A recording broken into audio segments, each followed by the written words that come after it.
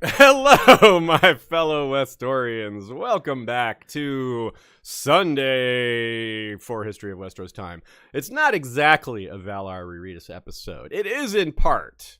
So I don't want to give the standard Valar Rereadus intro, but the vibes are present. Today's episode is a little different. We have an agenda of variety today.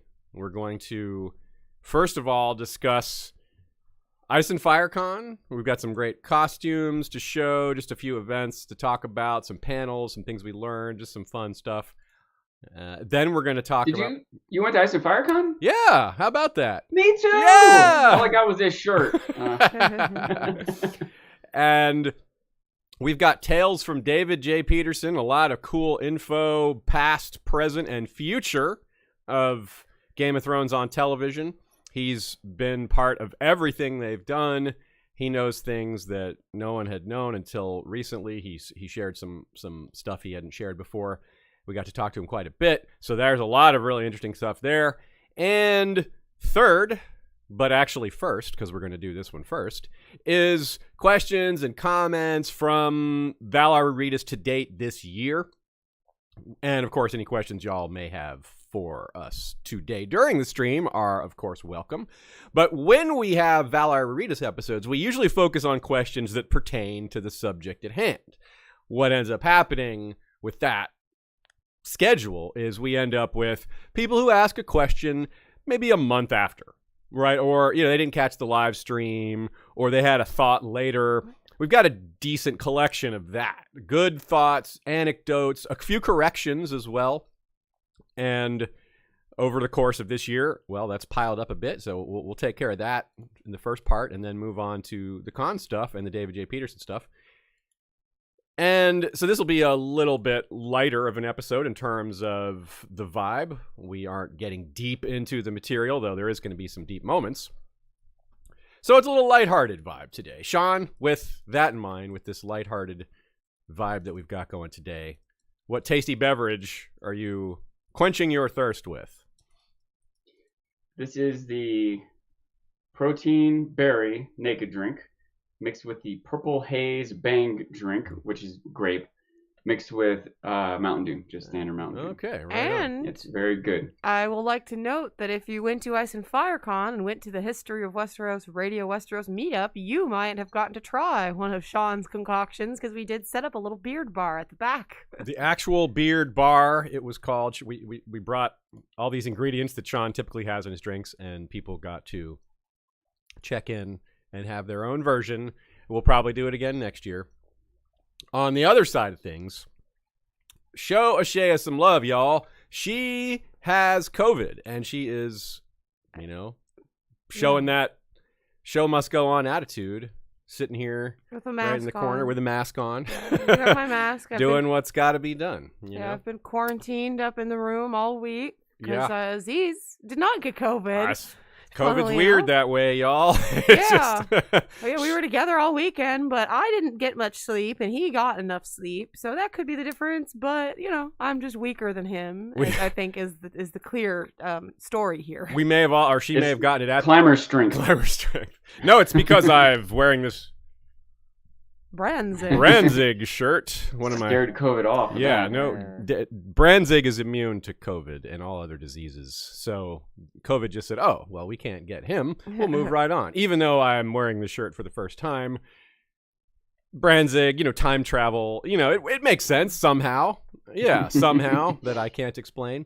But no, I'm mostly fine because I was vaxxed and boosted, so it's been pretty mild. Definitely some sore throat and brain fog has gotten me pretty hard the last couple days in terms of the exhaustion. And so if I'm a little spacey today, that is why I will fully blame anything on the brain fog. Right on. Yeah, well, we appreciate you still trucking along here. The show must go on vibe is strong, and we appreciate it. Also, Sean, go ahead. I just was gonna say I'm rooting for you, Aziz, but when I got COVID, Reed and I, like within our own house, were wearing masks in separate rooms, and a week later she got it. Like I feel like it might you might be destined. Yeah, it may just happen anyway. Hopefully I get to... Yeah. It's better for us to stagger which one of us is sick at a time so we can take care of each Yeah. other. So hopefully Yeah. that is Hopefully I staggered. don't get symptoms if I do get it. I've tested it several times, and I'll probably test again tomorrow or something. Yeah, well, I Yeah. keep wanting him to keep testing because maybe then I'll be able to come downstairs. Yeah, that'd be the silver lining if I had it. Then we won't have to stay apart anymore. It was a little relief when Rita did get it. Like, okay, I guess we could take our masks off now. Yeah. It was really like wearing them 24. You don't have to wear it in your own house. That's strange. Anyway, Yeah. But fortunately, our symptoms were pretty mild. I haven't been vaxxed and everything. So. Yeah. Now, as far as Knock on the wood. convention goes, that you would expect maybe a bunch of people got it. That's not the case. There's been 4 cases that Yeah. I'm familiar with so far, of which Yeah. I'm one. Out of 350-ish people, so that's not too bad. You would, certainly It's not approximately 1%. So. Yeah, so that's not so bad. It may have even been, at the airport or something, like maybe they did too. Who knows? It's not. We're not sure, and it's not really worth thinking about. It's just that's what happened, and let's get to it. As usual, we like to start with a trivia question, and well, let's have a good one. I think this one might be maybe a little bit easier, but I'm gonna give. But we like to talk about cats, so I'll make every once in a while we need an easier one. And that fits with the vibe for today. We're taking it a little easier today. So the question is, what are Tommen's cat's names? He has 3 kittens. What are their names? There's only 4 cats in the entire series that have names. The other one also lives at the Red Keep. Is a famous one, the one with the missing ear, right? The one that Arya follows down. And that's only a nickname. We're not sure if that's its real name. So, anyway, there's lots of cats in the story. There's cats all over the place, but those are the only 3 plus 1 that have names. So what are Tommen's cats' names? Answer at the end, as usual.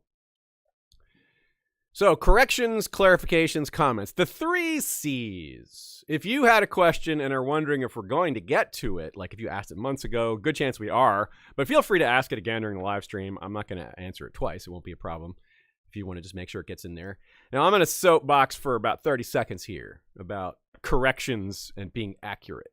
So be prepared. Here it comes.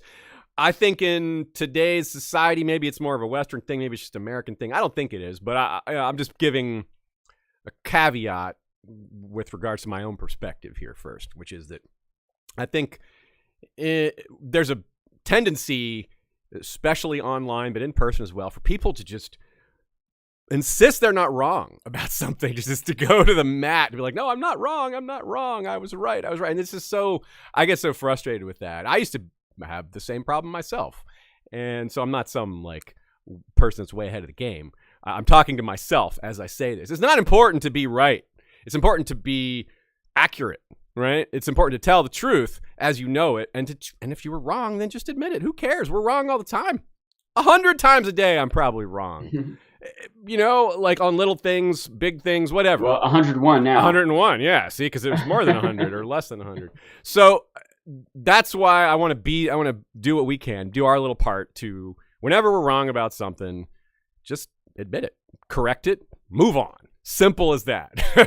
And I think if you find someone out there in the world that has that attitude, I mean, I think that you can trust them more, right? In general, if you know that someone is willing to admit their mistakes or just willing to correct themselves, I feel like that person is generally going to be more dependable with information. Maybe not with other things, but with information, So anyway, was that 30 seconds? Did I make 102 mistakes? So I hope y'all appreciate that because I think it's important. I don't want to go on too much about this, but you sparked a couple thoughts in me. One reason people tend to do that is because a lot of times it's connected to some bigger picture, right? Mm-hmm. If they have some theory or some idea in their mind and there's some factual piece of data that supports that and they find out that data is wrong, well, now it threatens their whole theory, so they have to – it's not that easy sometimes to let it go. That's a good point. Sometimes maybe it's debatable too. It might be close or – Yeah. If someone said – there are 100 guys out there, and then someone counted there 98. You're like, well, I mean, it's basically 100. And if someone, you could see how sometimes someone might. Yeah. That's maybe an easy one to let go. But if it was really 70, that's enough that maybe you should correct that. Yeah, that's a good point. And it's like, where is the line? And that's why you get into like just be open with it's possible. Like, don't just be so strict with, no, I meant this and this is what I said. And, just leave a little leeway with all your statements, Yeah, I was going to say, I try to just be uncertain about things in the first place. That's a good attitude. It's hard to really, however much you think you know someone, a lot of times you find out you're wrong. And that's kind of frustrating sometimes too, because people respond to confidence really well. And sometimes but sometimes that confidence is misplaced or unearned. Mm-hmm. And people fake it all the time. And that bothers me too, because it's like, you're getting ahead. You're trying to like get an edge on other people it's basically dishonest if you're doing it on purpose. I mean, maybe that's like calling something wrong when you say 90 instead of 100. Is that really wrong, or is it just like slightly off? Like that's another thing where you're just like, well, it's kind of semantics. It's kind of your own personal opinion on what wrong, what dishonest means. Correct, but... Yeah, so even that comes down to your personal attitude, I think, in some spots. But anyway, I think you're wrong. I'm wrong. It's like, nah, you're just wrong. It reminds me of a moment when I was in the Army and we were going to go on a jump, and the commander was asking, there's like a weather, there's like someone who's in charge or responsible for keeping up with the weather, which when you're jumping out of planes, winds and stuff matter. And they're trying to plan something that thousands of people are involved in like 3 days from now. And the commander's asking the weather officer, is it going to rain? He's like, well, sir, 70% chance. He's like, is it going to rain? Yes or no? Like, what am I, God? I mean, no. Come on. Just told him what he wanted to hear. But... Like, I hope it doesn't rain, or he's going to be like, you told me, you lied to me about the rain. So another thing, folks, another thing that's slightly different about this episode is we're going to have a lot of photos in it, photos from the con and a couple other spots. But if you're listening on podcast version, I highly suggest you watch it. And this is an opportunity for us to explain a little bit of the behind the scenes technology that's going on. Things have changed in the podcast world a little bit. There's a little bit more emphasis on video. Spotify, who is not directly our host, we're with Anchor, which is owned by Spotify. They're making a big push for more video, kind of like YouTube, but YouTube's got a huge head start. Now, obviously, everything we put out is on YouTube. It's on YouTube live right this moment as we're talking.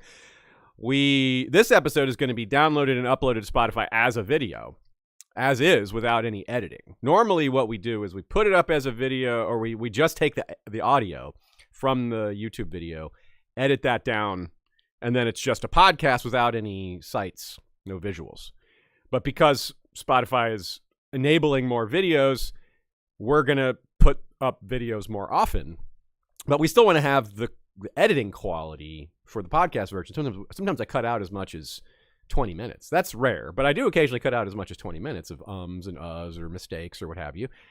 And so I'm just curious, those of you all who listen on podcasts, I'm curious as a listener if this experience is any different for you and if you notice some of these differences. So just a little tidbit there for y'all to keep in the back of your mind. If you already watch the videos, then this will seem pretty normal, especially if you already watch on YouTube. So yes, basically, if you're a podcast listener who doesn't normally watch, you can watch this on the Spotify app or on YouTube as well. Yeah.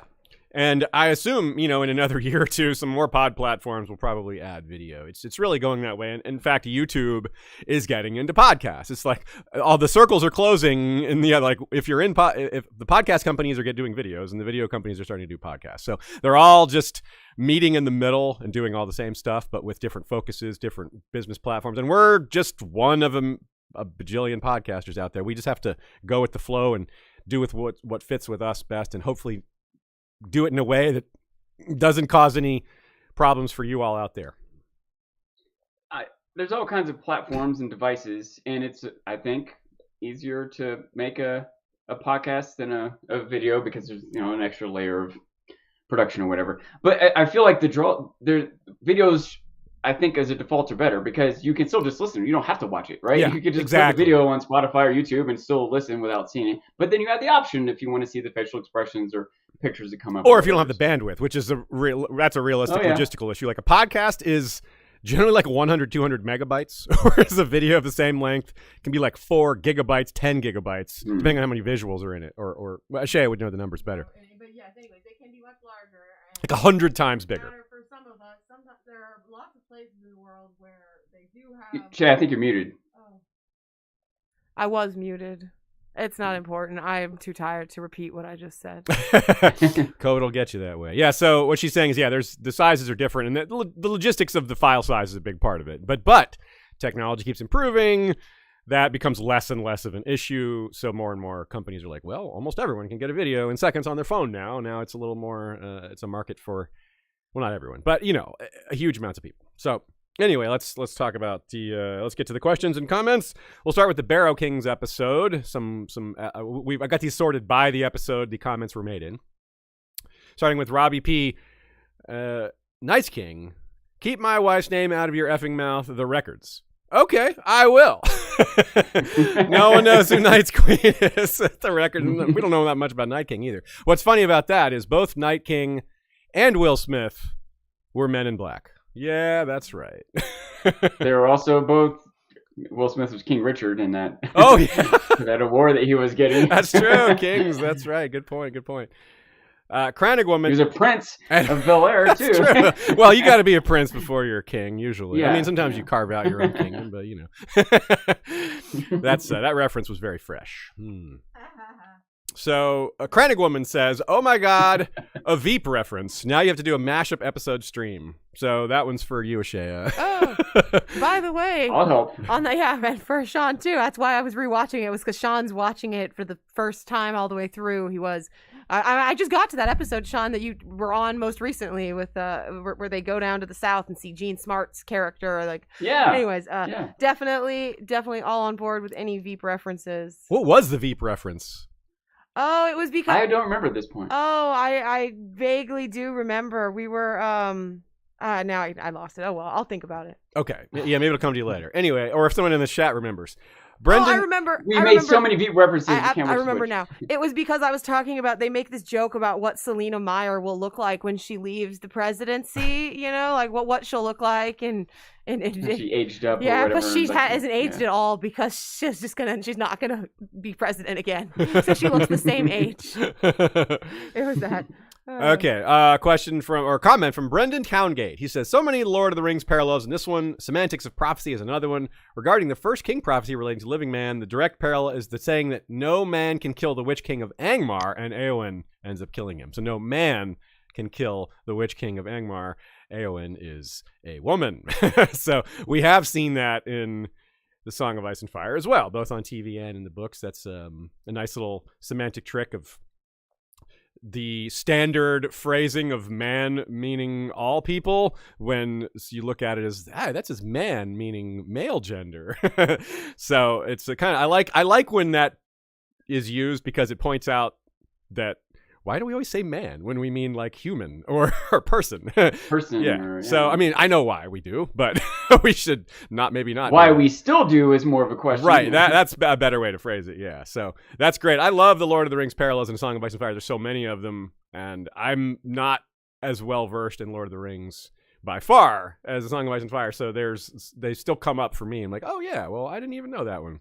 I don't know how your brain could hold all that information if you were as well versed in Lord of the Rings as you were in Song of Ice and Fire. My head would just I would be spilling out. There'd be like sentences just pouring out. And be like, oh, is that Gondor coming out of your ear? Ooh, the Witch King of Earwax. Yes. Mother says, if you're a fan of the Great Northern Conspiracy, Lady Dustin was certainly able to see through fake Arya and is simply there to save her skin and bide some time, same as Lord Manderley. Going into the crypts lets her see evidence for Bran and Rickon surviving and hiding. I also don't think she hates Ned Stark as much as he tells Theon. She tells Theon all this stuff with the expectation that he will pass the info on, so of course she will feed him a story that solidifies her position. Yeah, this is expanding on the topic we discussed there. I like this detail.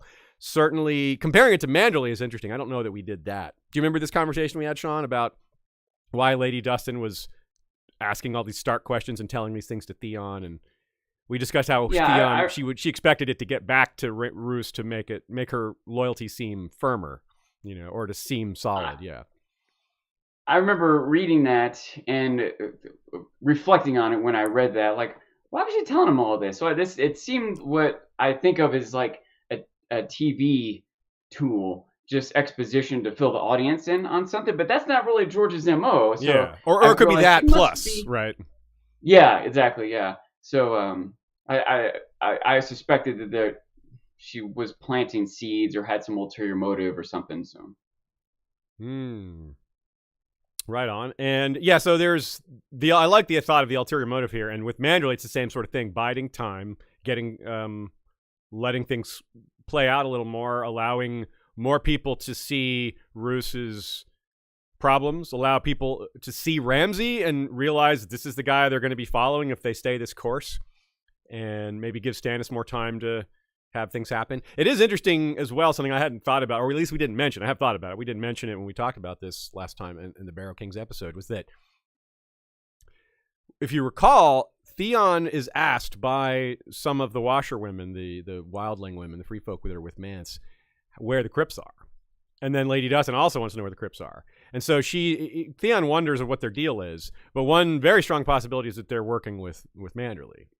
And if that's the case, then he's also wants to know stuff about the crypts. They all have this information about the crypts they're trying to get, and maybe it's to figure out whether Bran and Rickon were down there or other stuff. There's a lot to it, and I think there's even more that we're probably missing, that when we get some resolution on this, we'll be like, oh, that too. I think we're going to have some more of that. But we'll see. Good clarification there. Further clarification on the Éowyn thing. Guilty Undertaker says Éowyn was a woman, but of the race called men.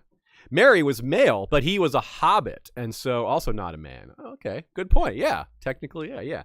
And I guess dwarf and elf also are, well, elf and, yeah, that clearly aren't of the race of man either. But male versus man. Yeah, that's an important distinction. Normally we don't worry about that because there aren't elves, dwarfs, no, there aren't other, bipeds with names walking around in society. At least not these days. Back in the Neanderthal days when the Denisovans were around as well, maybe, but I don't know. They didn't have the same language either. Guilty Undertaker also says, for obscure references, there's a background Lord of the Ring character called Castamere the Usurper. Castamere is spelled differently, but that's cool. Okay, I like that. Castamere the Usurper, right on. And the Reynes did sort of make their push against the Lannisters at that point. It was an attempted usurping of sorts. Liat R says, interesting symbolically that the Reach version of Garth represents life versus the Barrow Kings, who represent death. And they both claim title First Kings of the First Men, one through this portal of death and one through this portal of life. That's a great catch. That's really neat to seeing that bookend like that. What does that suggest to you, Sean? Any thoughts on that? Well, just one of many sort of, I want to say parallels or opposites almost, but that we discovered talking about the North, the wall versus the neck, on opposite ends, but both like defenses in a state of disrepair in modern times, at least. And I feel like there's a lot of times we think of parallels as being things that are similar or identical, maybe in different time periods, different locations. But I also think it's a parallel if it's an opposite in similar locations or some different time periods. Yeah, that's well said, well point. Another thing I would add to that is, we talk a lot, especially in the proto days when the gods are just developing as ideas, or when we have these early gods that aren't around anymore, and how so many gods are animalistic or naturalistic, like gods of the sky, god of the clouds, god of the river, god of the forest, that kind of thing. Claiming dominion over life and death is a similar sort of concept, right? You're owning or controlling something that's fundamental to existence that you can't escape from, that you must deal with, that is ubiquitous. And as a human being, claiming dominion over that is a real power move. That's usually the province of the gods, saying we're power. You're putting yourself on par with the gods. Yeah. So it really is a power move, I think, and of course that's pretty clear. We're talking about kings, so that it's already, of course it's a power move. But it gets into the detail of why that sounds so strong and why people would respect that, or even maybe associate it with the symbolism and with the supernatural ideas. They may even think, some people may even believe the kings have actual powers or actual conduits to the gods, and it might also be an indication of a difference in mentality or culture, that one king in one land wants to be related to god of death, and in another land wants to be related to the god of life. It's like it makes sense when one is coming from more fertile grounds and one's coming from a harsher territory that they might have a different perspective. Right on. All right, moving on to the Kingdom of Sarnor. We talked about slavery, and we were wondering whether they had slaves. It wasn't mentioned directly. We guess there's a pretty good chance. Sean, I think you suggested it was even more likely than that. Benjamin Von Steen has not a pushback, but another take here that's maybe argues for less certainty on that, especially because Sarnor has so much in common with Persia, Achaemenid Persia in particular. And he clarifies, Achaemenid Persia had formal policies against slaveholding, which made it all the more amusing that the slave-dependent Greeks would call the Persians slaves to their king, which is more a statement of their narrow band of who was considered a citizen, mostly. It was close to an oligarchy. And constantly that was a thing in ancient Greece where the oligarchic party would kick out the Democrats and the Democrats would win and kick out the oligarchs. But the Democrats, in this context, were a lot like oligarchs. They're just less money than the ones that they're calling oligarchs. So, for example, like when the Macedonians under Alexander, or after his empire fell, when Athens tried to break free and become independent again. Oh, Athens and its democracy tries to break free. But they lost. And the Macedonians, who, of course, are the ones who beat the Persians, they forced a new constitution on Athens, and it just reduced the number of citizens. It was like there were like 32,000 citizens, and he's like, now there's only 12,000 citizens. And this just basically took away voting rights. He disenfranchised 2/3 of the voters. And basically set the property requirements higher. It's like, okay, you have to own this much property to vote. Instead of just owning any property, you have to own a certain amount of property to vote. So, like, of course, you can see why I call that an oligarchy. Only people with means are the ones in charge. So, yeah. So that's proto-democracy. So these terms get really confusing because, the Greeks are calling Persians slaves to their king while they're holding actual slaves on their estates.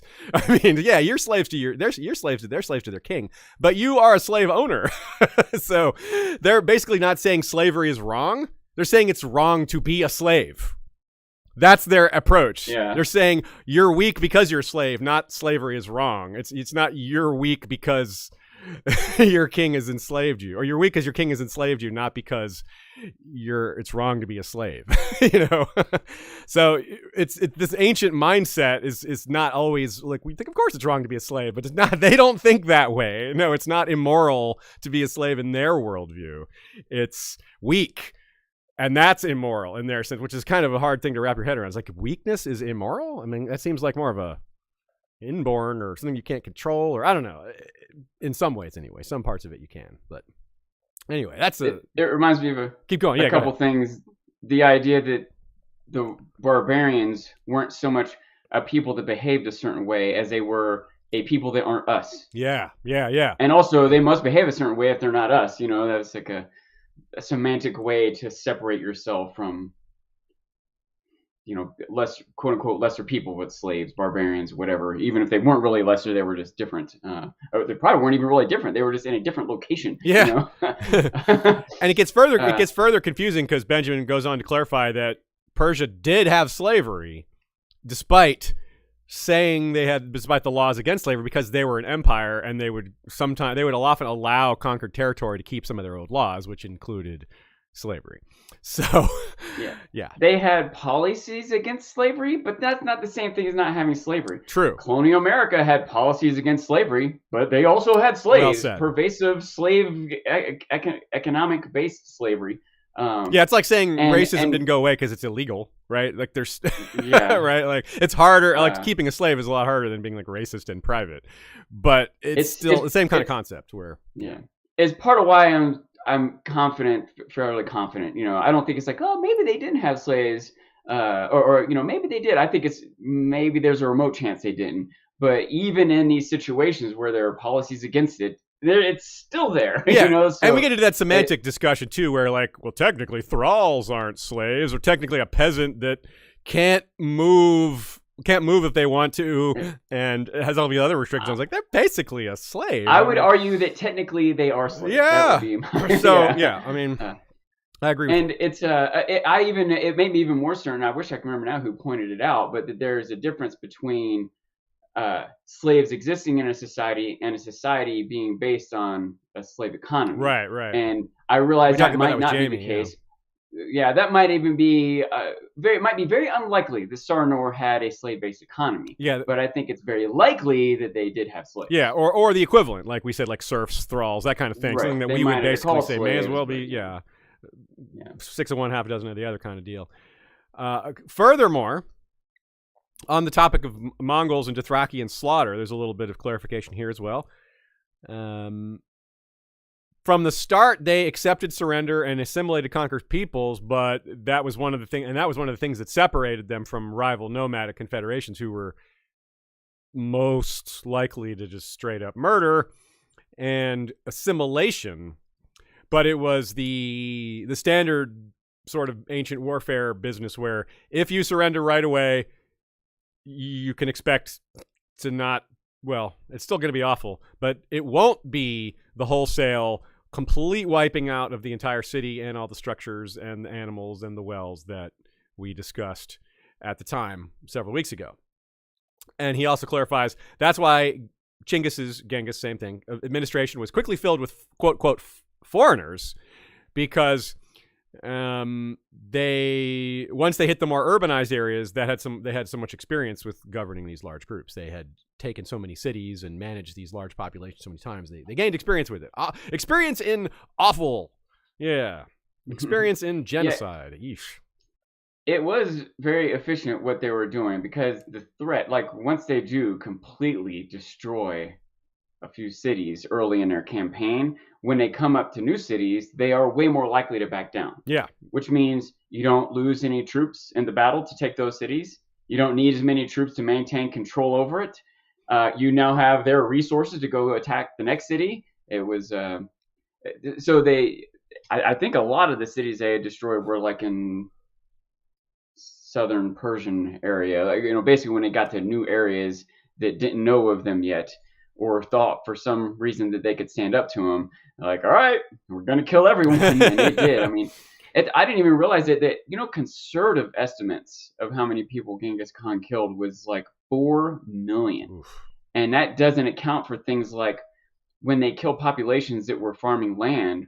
Like the starvation. Now food that was going to other populations, they starved. So like the high-end estimates are like 40 million, like 10% of the Earth's population might have been destroyed, at least indirectly, by Genghis Khan's actions. It's just unfathomable. Yeah, it's really hard to make that number feel real when it's people, Yeah. Our brains aren't meant to parse that many individuals when they're a large number like that. It's that whole law of large numbers. It's just our brains just can't process that. I know I'm not going to say it quite right, but I think it's a Stalin quote, like, the statistic or whatever. 18 people dying is a tragedy.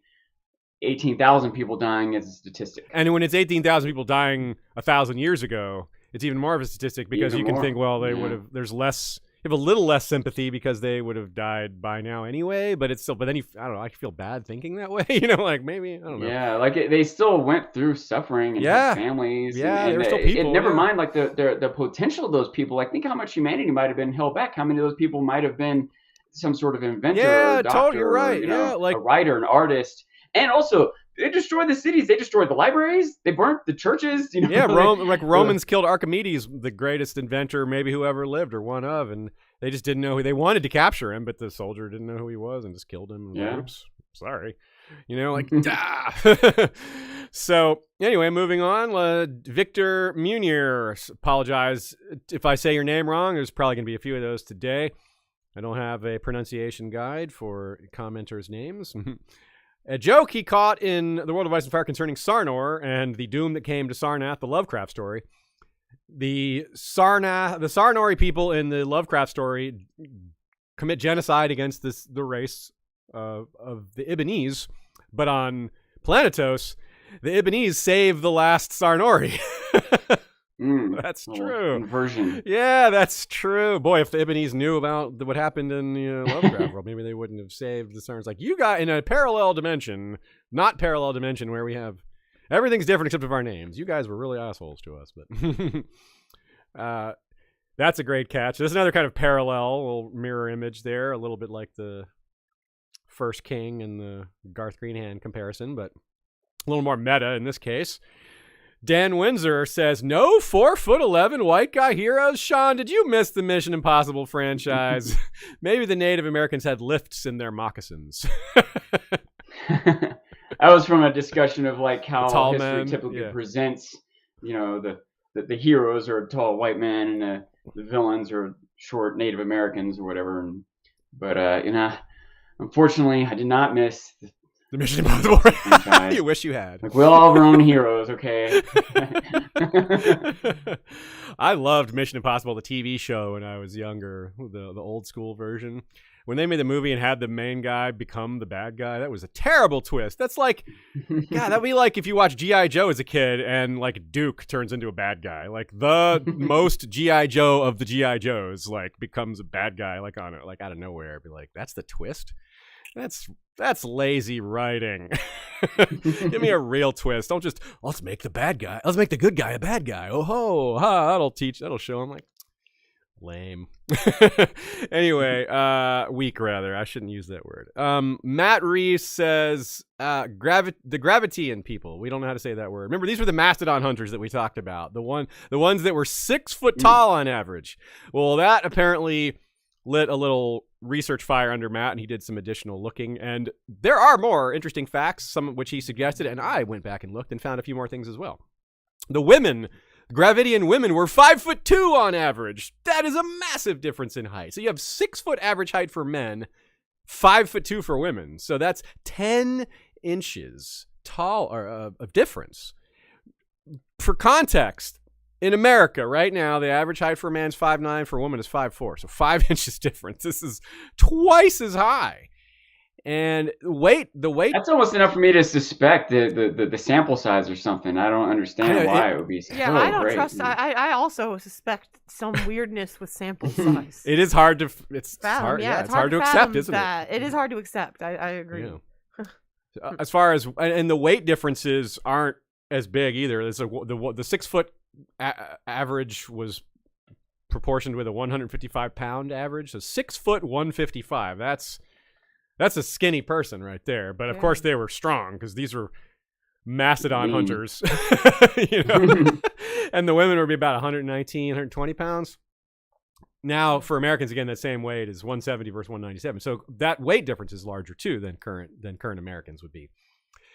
To make them even more badass, they didn't have like sharpened stones. So they were hunting mastodons with bones and antlers and just rocks that happened to be sharp, like that they just came that way. They would use rocks for like bashing things, but stone spearheads and arrowheads didn't come until like around the year 20,000 BC. And these folks died out around 23,000 or 21,000. So that is wild. So this just got me really thinking about where we buy tools and where we make tools versus how they perceive to that. Okay, so when you want a tool, if you're like me, you go to Home Depot or something and you buy that tool. But if you're a Gravitian person living 25,000 years ago, you're like, okay, I need an awl, a little pokey thing. So I need to go kill a fox and get its thigh bone. That's where an awl is, in the leg of a fox. So their Home Depot is the particular aisle in Home Depot that they are looking for is the parallel is a specific animal that someone taught them has the right bone for that tool. Man, that's so wild thinking about. Yeah, just for that, you're going to need to go kill a cougar and get its third toe. And the tool won't last forever either. Then you need another one. Break or dull, and it's a constant process of maintenance just to survive. We're so lucky to be alive in this day and time. Interesting, by the way, that certain primates will use tools. They'll use sticks to get ants or rocks to break shells and stuff. But they don't just grab any old rock. They have to get one that's like the right size and weight and shape. And when they do, they keep it. They covet it. They don't just like grab a random rock and use it. They have their rock and they'll share it with others and keep up with it and look for more similar ones. It's amazing how close the parallel to them and early humans. Like, it's not a tool, but I think what I thought of when you said that was like how like a dog like has a specific stick that they want. Like, no, not that stick, not that. No, that I wanted my stick. Yeah, it's a similar kind of like, that's not a tool. It is an item that they're using to do something with. It's their play, maybe tool of entertainment. Yeah, maybe? I mean, you could maybe call it a tool. They're definitely using an item. It's for a specific purpose. And so that, it just really blows my mind. So you got to think about the early first men probably lived similarly, where they would also have to identify certain animals that had certain. Of course, for them it would be a little different because you'd also have things like giants around, and maybe some larger animals existed on Westeros or Planetos, more deadly things, or maybe not. But giants for sure, and children. I mean, do you have like a child of the forest bone-handled knife or something? I mean, that would be like a really unusual ancient artifact. Like a giant's thigh bone. Or like, can you even lift that? I mean, if you could, like, only Big John can wield the giant's thigh. Watch him lift. It's like Robert's Warhammer. It's the equivalent. Also, the Gravettian people, they were superior at migrating. They out-migrated the Neanderthals. Neanderthals were not good at migrating. They like to be more sedentary. They like to stay in one place. And that's reflected by Neanderthals had industry. They had like the flint tool industry. You'd stay in one place and you'd find a flint source and just make a bunch of flint tools and just keep doing that and trading them with other nearby villages for other stuff you need. So of course that's a reason to stay in one place, because you find that source of flint, and well, it's not going to be elsewhere. If you wander several miles west, well, that's not there anymore. But if you live off of animals and herds, you got to follow the herds. And Sean? Even if you don't, eventually, if there's a drought or a shift in a climate or something like that, you're screwed. Yeah. And they became very adept at not just following the herds, but understanding the patterns. So not just following them, but knowing where they would be. Like we know there'll be a herd in this valley this season, roughly speaking, and then it cuts down significantly on the amount of time they have to spend hunting. If they know where the animals are going to be, you just go to that place instead of just like, where's an animal? Let's go wander until we encounter one. It's things we don't think about, because I bet they were looking right there at in the grocery store. I bet they were paying attention to how right. the seasons worked and how the sky changed to where the animals were and went. All right, yeah, well said. Christina K says, I remembered what I forgot to say on the Sarnor episode. Hey, Christina, we're still going to reach out to you at some point here. You've got lots of knowledge for us, I'm sure. And here's an example. Sean suggested the invasion of Westeros would bring disease, but I don't think that's true. They aren't isolated enough from each other for a virgin soil epidemic. Okay, I don't know what virgin soil epidemic means, but I trust your conclusion here. I don't know. Maybe that's something we need to get a little lesson on, is how some of these things work with that concept of. Yeah, I have nothing to say here other than that's interesting. Yeah. My thought is, like, one reason, I'm not a super expert, so if someone knows better, but my general understanding is that because there were more concentrated cities in Europe, we have been developing, germs have been spread, and we had our immune systems had to deal with them. Yeah. But the Native Americans were a little bit more spread out. And so they didn't have concentrated cities where the viruses were able to be fostered and spread and immunities built up to. Does that make sense? In my mind, Dothraki are similar. They're spread out in the countryside, and they don't spend a lot of time in cities. And so if they suddenly get huddled onto boats and brought over to places where there are concentrated cities that might have already survived through their own viruses, they're more likely. I think it's more likely for the Dothraki to get disease than spread it. Yeah, most of it is livestock, is what I understand. It's the closest proximity. It's the proximity to livestock that Europeans developed resistance to. That. Like, remember, it's a common tale that when a lot of the natives in South America met Europeans for the first time, they'd never seen a horse before. So, nor had they ever seen a pig or a lot of these other animals. And the Spaniards brought all that. And all of them had these diseases. Nor had they ever seen a city, right? They didn't have. Well, no, they had seen cities. They had seen cities. They had Tenochtitlan had been around for a while. But. Well, you're right, but there were fewer of them. You're right. There weren't as many cities, but they did have them. Like Tenochtitlan had like 200,000 people. It was really huge. Although I'm not sure what eras it did. I think it had it, but it did when the Spaniards invaded it. It was that big. So it ceased to be not long after. natives in the north and east coast, the Midwest of North America. That's true. They didn't really have cities. You're right. Yeah. And they were decimated by disease. Yeah. Also, you're right. Different in North America, much different than South America. And it is worth noting that the Europeans weren't catching a bunch of diseases from the natives. So that's true. That's true. Which is, I think, maybe part of what she was saying here with that is like, well, which way will it go both ways or one way? Now, grayscale is a magic disease, so that's completely other category. That's like there's no resistance to that. It's not like chickenpox where you can only get it once. I don't think. Maybe it is. I don't know. I don't know how it works, but it's definitely going to follow different rules anyway. Whatever the rules are in George's world, this is probably in a separate category because it's magical. So that's important to keep in mind too. Christina also clarifies it's nigh impossible to tell weight from remains. Estimation based on assumed body fat and muscle ratios. It's actually a problem in academia because their bias is to say no fat people. Okay. That was interesting. Yeah, she was talking basically that's very about with like how you can tell like muscle and how it pulls on the bones. It wears down. And like stuff like that, but the fat doesn't really leave this mark, and so they can do estimations based on like what their diets and other things, but that they are biased. Yeah. Like it makes sense that there would be people are more doing more exercise, but that doesn't mean you aren't going to have people who aren't big. Yeah. So eat their weight carries around, like the way their digestion works. Or there's all sorts of things. Yeah, you're right. So basically, there's no record of fat on your bones. There's no way for them to know whether there was that fat there. Mm-hmm.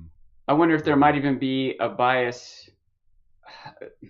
I wonder if the remains we find might be more likely to be remains of successful, quote unquote, people. Yeah. Someone who was the mayor of their town gets a bigger burial. And that person might do less physical work than the other people, right? That's certainly true in some societies. Have more resources. Yeah, the ones who got tombs. Yeah, with these folks, it's harder to say because there aren't cities. There aren't there might be chiefs, but there probably isn't like a grand hierarchy. There might just be some people, some chiefs, and that's about it. Maybe a shaman or something. I don't know. Yeah, it's hard to say. Maybe I'm downplaying the complexity of it, but there'd be fewer specialization that we can be pretty comfortable in. Like people aren't or more in certain way. Like there's fewer total jobs to do. There is no janitor. There's no data analyst. There's no telephone operator. So it sounds really obvious to say, but it's actually kind of important to keep track of all those things when you're trying to make these comparisons because it's such a disparate comparison in the first place. From the Age of Heroes Begins episode, Michael H. said, Sam might be remembered unironically as the Slayer for killing the first other, similar to how Brienne the Beauty. We talked about how Brienne the Beauty in the long term, someone suggested at the time that it'll lose the irony and they'll just remember Brienne as someone who was actually considered traditionally beautiful by the standards of her time, and they won't know that it was meant as mocking. Maybe they will. That information may be passed down, but you could easily see that detail getting lost and people just taking it at face value. Irony, sarcasm, in-jokes don't stand the test of time very well because there's like sarcasm, for one thing, is the brand of sarcasm is very specific to the era. Right. Irony maybe a little less so, but still it still falls off because there's no one if no one remembers the joke, then it's gone. They just remember the title. So that's a great point. Sam could be like, wow, this Sam guy was a real killer, a real slayer. He was a violent, brutal man. It's like, oh, but he was also... It's not too late. Maybe he will be. The reason that might be different, though, is because Sam might actually be someone who writes a bunch of this stuff down. And we're like, wait, that's the same guy that's called the Slayer? He wrote about himself that he was kind of shy, actually. Who should we believe? So he's one of the few examples where the truth might be a little bit more preserved because he might be the one actually writing it down. There's a little more likelihood it gets preserved. All these other things, who knows what's going to write them down. And he might also Michael H. says he might be remembered as the person that really spread the news, that is responsible for teaching people the weakness of the whites and others, that Dragonglass works, because he's the first one to do that. I'm like, well, he's the first one to do that. He showed everyone that it could be done. People might get the story a little mixed up and be like, well, he's the first one who did it. Everyone followed his example. It's like, well, actually, he got really lucky.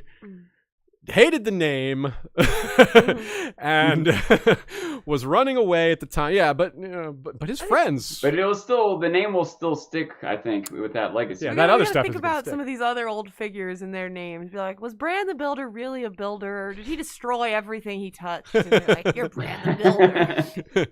Oh, it's an error in pronunciation. It was Bran the Balder. He was the baldest. He shaved shaved every bit of hair from all over his body. Not even an arm, not even an armpit hair. Then along comes Bran the Baldest another generation later. It was a big bloody war. A real hairy affair. From the Free Folk episode, Alexander Montenegro says, if winter fell at the castle or area we deem it at, it makes more sense that the Free Folk ancestors settled beyond the wall after humanity's victory. Because if there was no wall, they couldn't have settled on the other side of it. I could kind of see where you're coming from there. Also, with the amount of time passed, when was the wall built? Right after the others were defeated, or maybe 10, 20 years later. There's a lot of wiggle room there.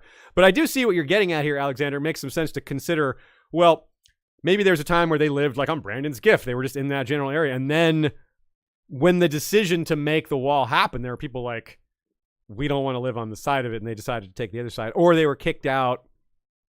It's an interesting... It stokes a lot of possibilities and imagination on how that split may have occurred. When was there a division between the people who became the Free Folk? Because they wouldn't have been called that then. They would have just been other Northerners, I suppose, or maybe some other tribe or a collection of tribes like the Free Folk are now. They're very diverse people. So they were just folk. They were just the folk, they were the not free folk. They were the trapped folk, the prison folk. So, what do you think about that, Sean? Yeah, the idea that Alexander, I think, is posing that, humanity coming out of the long night was just struggling to survive. And so I don't know if they're just struggling to survive, how they build the wall. There's almost no way to ignore some amount of magic being involved or an extended period of time. And with an extended period of time, I can easily see how people might have spread out to that land. Yeah. That's why I'm suggesting the time the time wall come thing. up between them. Yeah, like if they start building the wall after things recover, when they're on better financial footing, when they have food again. Like, okay, now we can build a wall. That could make sense. Another thing, too, is that there might have been a certain amount of infrastructure. It might have been easy to resettle that land when the long night passes, if the homes are still there, right? It's freezing and crops don't grow, but the roads, the tools, the houses all still exist. So when it's summer again, if you will, it's easier to go back home. And if your home was beyond the wall, you might want to go back there, whether or not they're building the wall. And also imagine people literally not believing the wall's being built or understanding the massiveness of it, the meaning of it being built. I think even George didn't realize the meaning of the massiveness of the height he gave the wall. Cool. Comment from another one from Brendan Towngate. Some great takes today. A really good book to check out about cultural differences leading to evolutionary differences is Why Some Like It Hot. What a great title. The book goes into depth into the subject, including lactose intolerance, as well as taste for spice, perhaps coming from people using spices as preservatives closer to the equator, where therefore favoring people who could eat spicy food without difficulty. And that's a great rabbit hole to dive in. Without going too deep, I want to thank you for the comment and also suggest that is a really important difference, like weather. Like, as you get closer to the equator, food preservation is a bigger challenge. In colder climates, it's a little easier. Just there's less rot. It happens. There is rot. There are bugs and mites and bacteria. But obviously there are just lots more of them in warm, humid climates. And if you use spicy foods to help preserve foods, and that some of that gets maintained in food, of course, you're going to have been eating that since you were a baby. Your ancestors have been eating it forever. And there should be some genetic... if not evolutionary profile within your DNA that would reflect that. I'm choosing my words carefully because I don't know how much of it is genetics, how much adaptive versus evolutionary. Yeah, I'm trying to choose my words carefully. Maybe I'm not succeeding, but that's where I'm getting at. So, how would you respond to that, Sean? That's pretty interesting, huh? It reminds me of a I've brought this up before in the past, that there was this guy who was working on this theory that there might be something genetic in us that makes some people more likely to be adventurous and some less likely. Oh. And that you kind of need both. Like, for example, with the Neanderthals, who seem to die out because they didn't migrate very well, you can see if they... the idea is like some people like are germophobic and they just want to stay home and they don't want to be exposed to danger. They're comfortable with stability, where other people want to jump out of airplanes and climb mountains and stuff. And if everyone in society is only one or the other, we'll kill ourselves off by being too risky and dangerous. Yeah. Or we'll end up dying because we don't know how to deal with the drought or climate change. But so if you have some people in the population who are adventurers and they go out and find new water sources, new crops, new herds, new islands. That's the one that really blows my mind when they go out into the sea. Just let's see if there's something out here. Wow. Yeah. So those trailblazers give a community, a people or whatever, the ability to find new resources and to migrate to new areas. But the people who want to be stable or are worried about danger keep us from all being too risky and killing ourselves, by freezing to death in a mountain that we weren't prepared to climb for. You can't have everyone be risk takers or everyone be risk averse. And so his idea is that there must be something genetic that gives us the diversity that allows us to balance. That makes sense, rather than it's just straight up random behavior. There must be something that like is fueling that energy, that vibe, that goal, the goal seeking or whatever. Yeah, whatever things people like. There's other reasons behind it. Our brains are weird. From the Krenigman and the Neck episode, Joe Little says, before they were House Hightower, they were kings of the Hightower. Before there was a House Tarth, they were kings of Tarth. Krenigman are called frog eaters, and the sigil of House Marsh is a bunch of frogs. House Marsh were the frog king, or were the Marsh kings. The frog kings. The frog kings. So it's a possibility, Joe. We can't be sure that House Marsh were the Marsh Kings. It does make sense. One thing, the sigil doesn't come from George. The sigil for House Marsh is from Ilio and Linda. It's probably accurate. Most of the unofficial sigils that come from them are accurate. They just haven't come up in the series, so they're semi-canon. They've done a lot of work with sigils and George and encouraged him to change a few of them and filled out some detail. So them being the source makes it pretty likely it's accurate, but there is a chance it's not. George may decide, no, actually the Marsh sigil is this. Probably never will. Probably won't ever bother to clarify it. The reason I hesitate here is we're told the last Marsh King was killed by Rickard. So, and we have Bo and Marsh walking around, so clearly the Marshes weren't extinct, but it's a little awkward to have a house that's killed as the king house and then they're still around. Usually if a king is killed, they wipe out all the members of that dynasty so that there's no claims. But we still have House Marsh walking around now. Did Rickard really just leave the Marshes alive after killing the king? It's not usually how it's done. So it's a good idea, but there is a possible hole in the theory. Not usually, but I could easily see how it would be done, especially when we talk about the nature of the Starks being maybe, more reconciliatory, more concerned about their people. Like maybe that one Marsh King was, in opposition to the Starks. But maybe the Marshes as a whole were like, this king sucks. We're happy to join with you. And so he kills that one off, and then the rest get married. Maybe they helped overthrow their own king. Yeah, that's the histories don't say that, but it doesn't. It's not precluded by the history's not saying that. It's like we get like 2 sentences, so of course there's room for more. That's a good point. I like that. Feral75 says, I always found it weird how George put the Neck, a subtropical zone, in between the North, which is like Scandinavia, Alaska, and the Riverlands, which is like Germany/Virginia. And Feral75 says they live 6 miles from a real Cranig. Nice. That's really cool. So I live 6 miles from an imaginary Cranig. So I guess that go ahead. I was gonna say, by the way, is the Neck a subtropical? Like in my mind, I think of it as like Arkansas or South Carolina. Yeah, it's swampy, but it's not super warm. Yeah, I mean, it probably gets warm sometimes a year. Like it gets warm in the north sometimes, but it's not subtropical. It's not super warm. Yeah, it is a colder swamp. It's more of a maybe it's a bog. We talked about the differences before, and I've forgotten a lot of them. But yeah, it is. I double checked. Swamp has more to do with like water levels than temperature. Yeah, it does. I wish I knew a little better, but jungles maybe. the jungles are also have to do with rainfall. But anyway, I like South Carolina is hot and muggy and swampy, and also freezing cold in the winter. Yeah.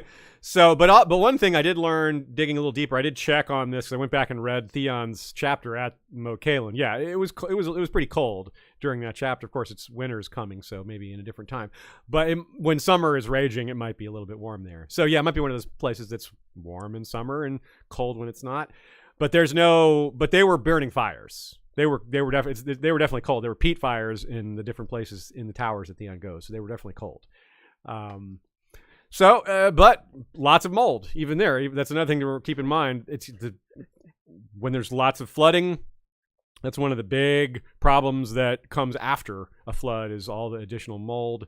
Like, for example, we talked about Hurricane Katrina at one time, and that was one of the biggest problems after Katrina in New Orleans and some of the other cities around was the mold. All these places that weren't supposed to have water got water all over them, and mold just like a 40 to 50% uptick in mold. It had a huge impact on like children, and yeah, it's really bad. I wouldn't have even thought of this if we hadn't talked earlier about the idea of making corrections. Someone pointed out in in the comments on one of the YouTube videos that a lot of the damage to New Orleans and Katrina wasn't actually the flood itself. It was the dams. I think maybe even I looked that up. I don't think they were right about that. That's why that comment's not in here. Details, but I looked it up. Yeah, no, they were wrong. There was like 1,000 people died in New Orleans proper, and only 1,100 people died in Louisiana Well, not so much about the number of people that died, but a lot of the damage came from failings of the dams and the waterways and such, more so than the storm itself. No, but I don't think that's true. I looked it up. I did not. My own research did not verify that. It just said the opposite. So, in any case, it's not super important. It was devastating. Lots of people died. That's the bottom line. Yeah. And it's awful.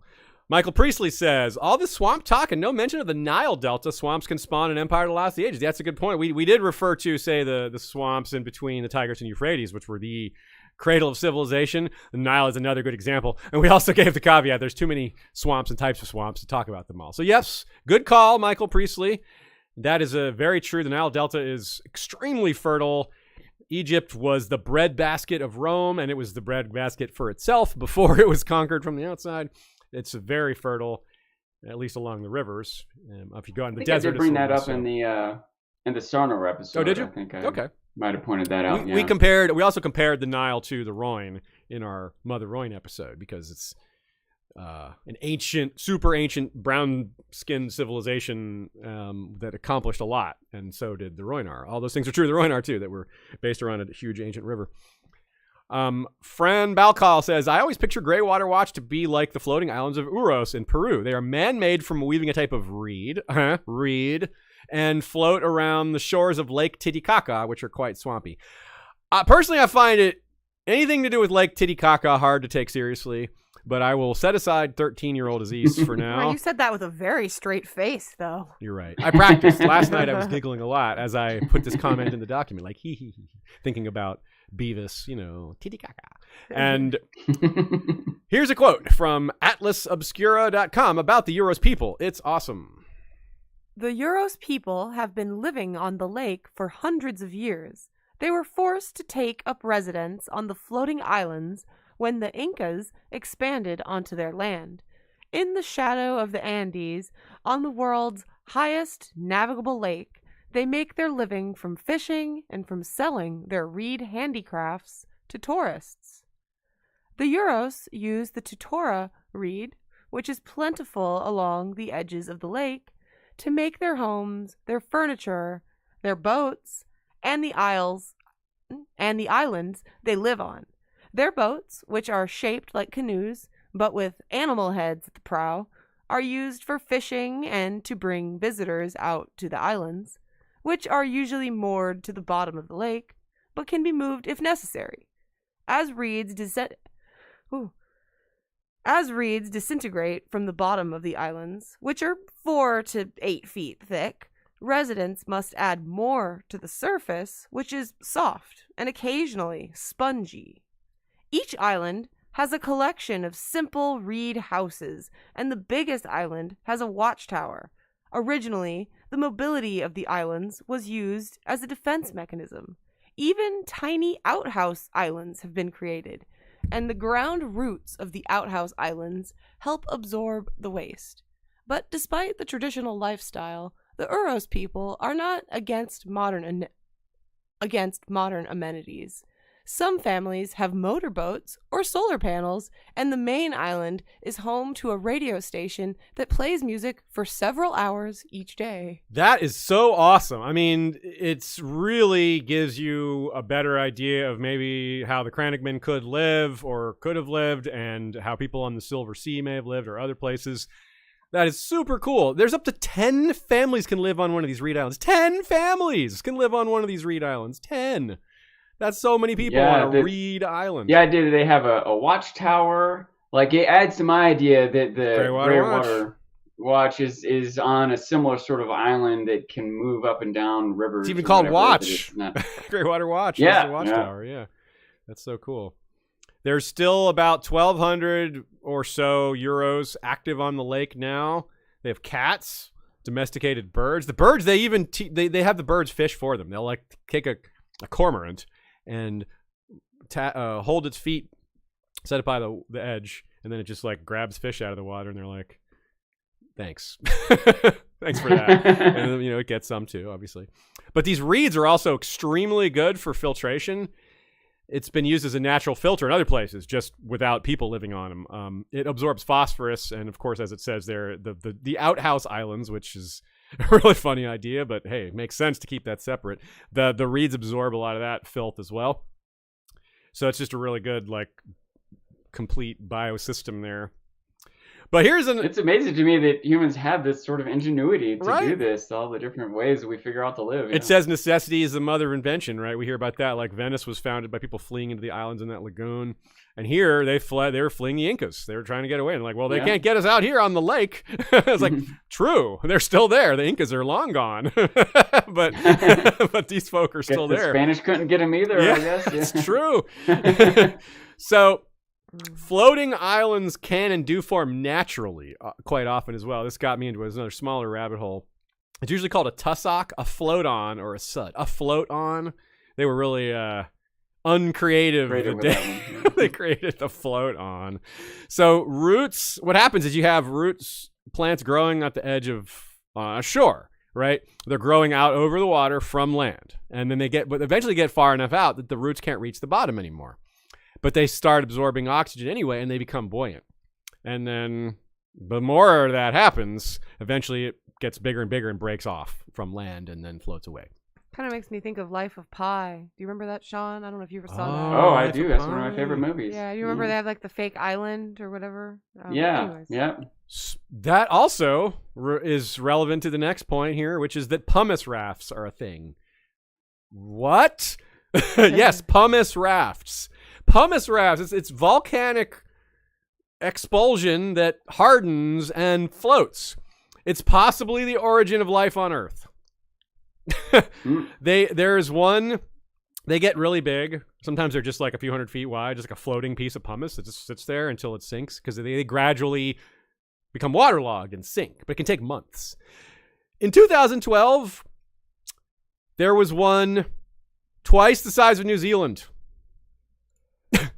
Whoa! Twice the size of New Zealand, a pumice raft. It sank after 3 months, and the only reason the raft is why scientists figured out that an eruption even happened in the first place. There was the pumice raft. It was like, oh, there must have been an eruption, and they discovered the eruption down in the Kermadec Islands and down there.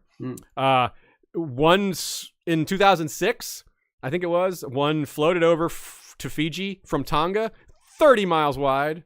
Or 30 kilometers wide. Well, it just floated by, like, oh, look at that. A new temporary island.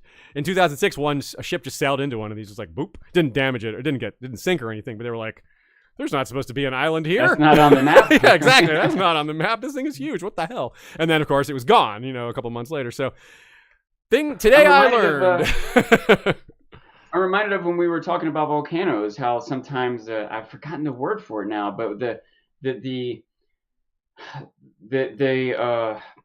sometimes the eruption melts ice, the heat of the volcano, and that creates a mudslide. Yeah. And a mudslide just pushes the top layer of everything in the land into the sea. So all the trees, all the debris, the dirt, everything, but there's enough mixed material in there that it floats, and it makes a sort of a raft out in the ocean. A whole new island. Of debris just washed off the top layer of soil after a volcanic eruption. And one of them was like miles, 5 by 5 miles. It floated like 1,000 miles away. I'm pretty sure it was somewhere in the Philippines or the Malaysia. An eruption had happened that created an island, a raft of earth debris that just like floated out into the sea. Probably stuff like that happened during the Doom of Valyria. There are probably some new little islands created. Probably some internal that people aren't able to get to because they're still kind of in the midst of all that. But yeah, there probably were. There would have been pumice rafts and all these other things probably too.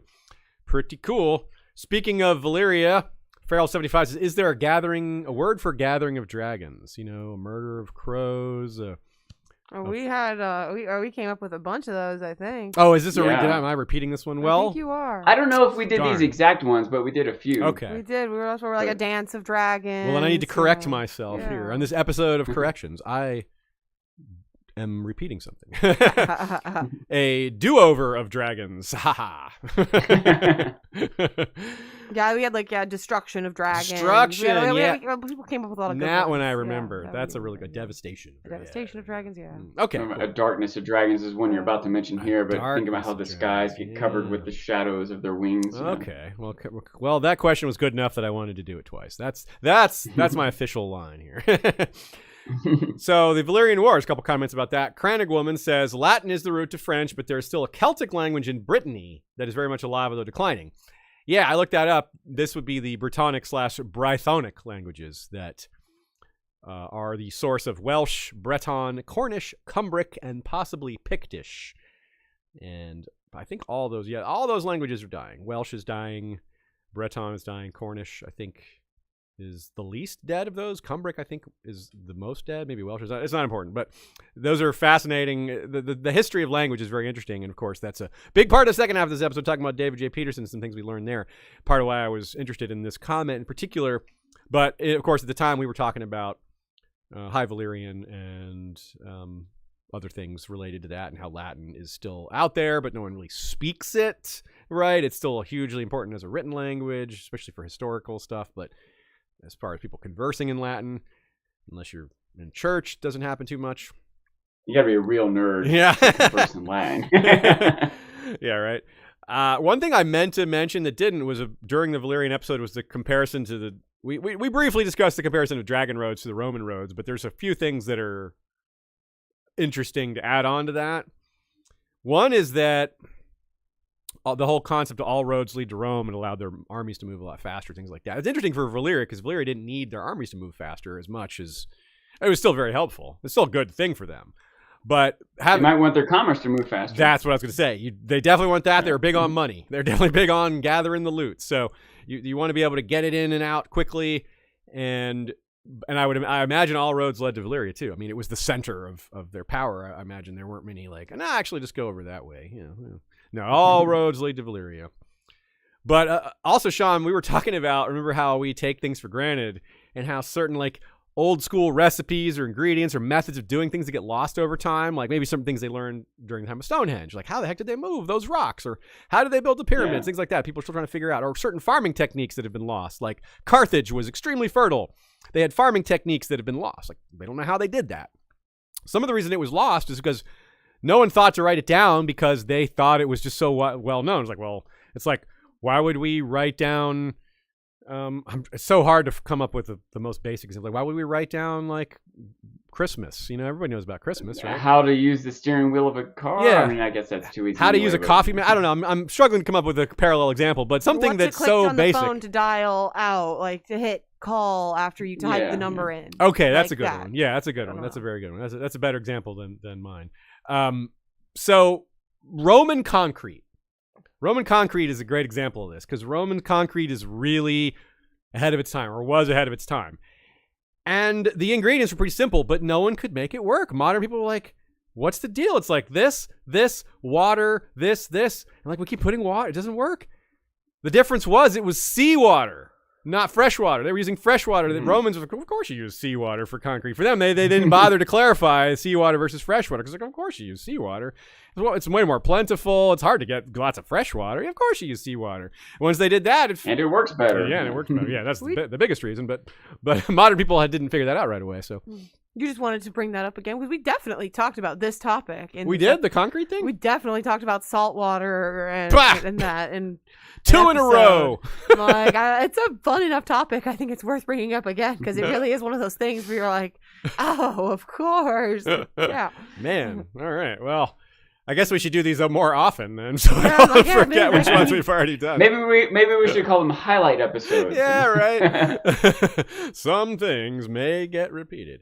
Now one thing I'm positive we didn't talk about was a lot of other examples that y'all sent in for real world fallen empire, things that collapse quickly. Not just stuff like Atlantis, which is mythical, but still relevant because it's part of our culture. It's people did believe it was real, and that affects history. But also other examples that I don't have in front of me. I'm not going to talk about them now. I wanted to save that for some other time because it's a really cool topic, and we've got good opportunities to bring it up with more direct Song of Ice and Fire influence. So we'll save that for later. Ancient Dorn. Uvo Zod says, I've been thinking recently that the breaking of the Armor Dorn had nothing to do with stopping humans from crossing and actually meant to stop the spread of shade trees into Westeros. The shade trees are the sort of opposite werewood.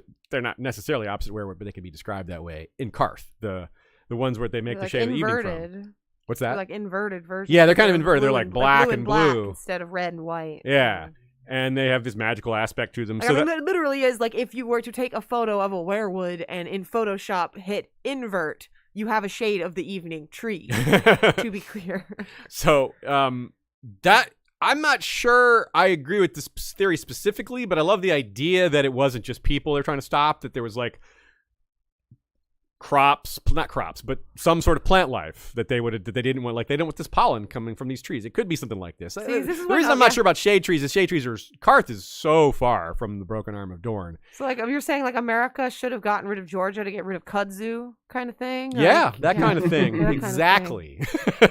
Like Bugs Bunny sawing Florida off, just like, like that kind of thing. If you consider a sort of magical element, though, like, maybe, I don't know how connected the roots are underground, or if someone could have, like, the way the children of the forest or Bran seem to be able to see through the trees. What if some corrupt individual was seeing through werewood trees, and in doing so, corrupting the trees? And they wanted to, like, what if shade trees used to be werewood trees? I've heard that theory before. It's a cool idea. Yeah. Converted, and this was an attempt to stop that spread, that they were trying to cut off the root system. Because it was a disease that was spreading like through. Yeah, I could see that. That's a really cool idea because, I mean, think of it this way. That's where their focus is, especially before people even existed. They cared about, like natural growth and naturalistic things and being close to life cycles and biology as they know it. And if there's a attitude towards save the whole, yeah, you would do anything to preserve that shred of life because it could regrow. All you need is one sprig to regrow a whole forest if you have this long-term view. And if you think of the Valyrian prophecy was that the doom of Valyria, or the doom of their people, I don't have the wording in front of me, was in Casterly Rock. So there's some sort of prophecy that tells them that there's something off. The doom of the Casterly Rock gold is like, that's the reason they stay away from Westeros. There could be some prophecy, some magical thing that the children of the forest were privy to well in advance. I mean, we've got prophecies already are sort of out of time. They don't obey the rules of time. So they could see something that happens way far in the future and be like, well, our magic will be too weak 10,000 years from now. This is our only chance to do something like this. We can only do this now. That's something I don't have in my brain, by the way. Aziz, there's some prophecy that Valyria had that had to do with Casterly Rock. Yeah. I know you say you didn't have it in front of you, but I wasn't aware of this at all. Well, let's talk about that one later. Yeah, there's a little bit there. Yeah, we'll have to get to that.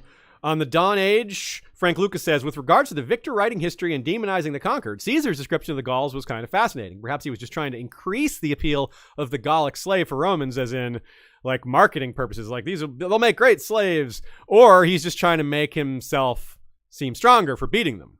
That's a great take because on one hand, it's sort of straightforward, but it's easy to forget. When we think about histories written by the winners, you kind of just assume they're making themselves sound better and everybody else sound worse. But we can be really subtle in the ways you can make yourself sound better. It's like, oh, that guy was really tough, but I beat him. You know, like, no. You mean that puppy? A 2-pound puppy that you defeated? Is that what makes you feel strong? So, not that the Gauls were puppies. I'm just saying anyone can write whatever they want.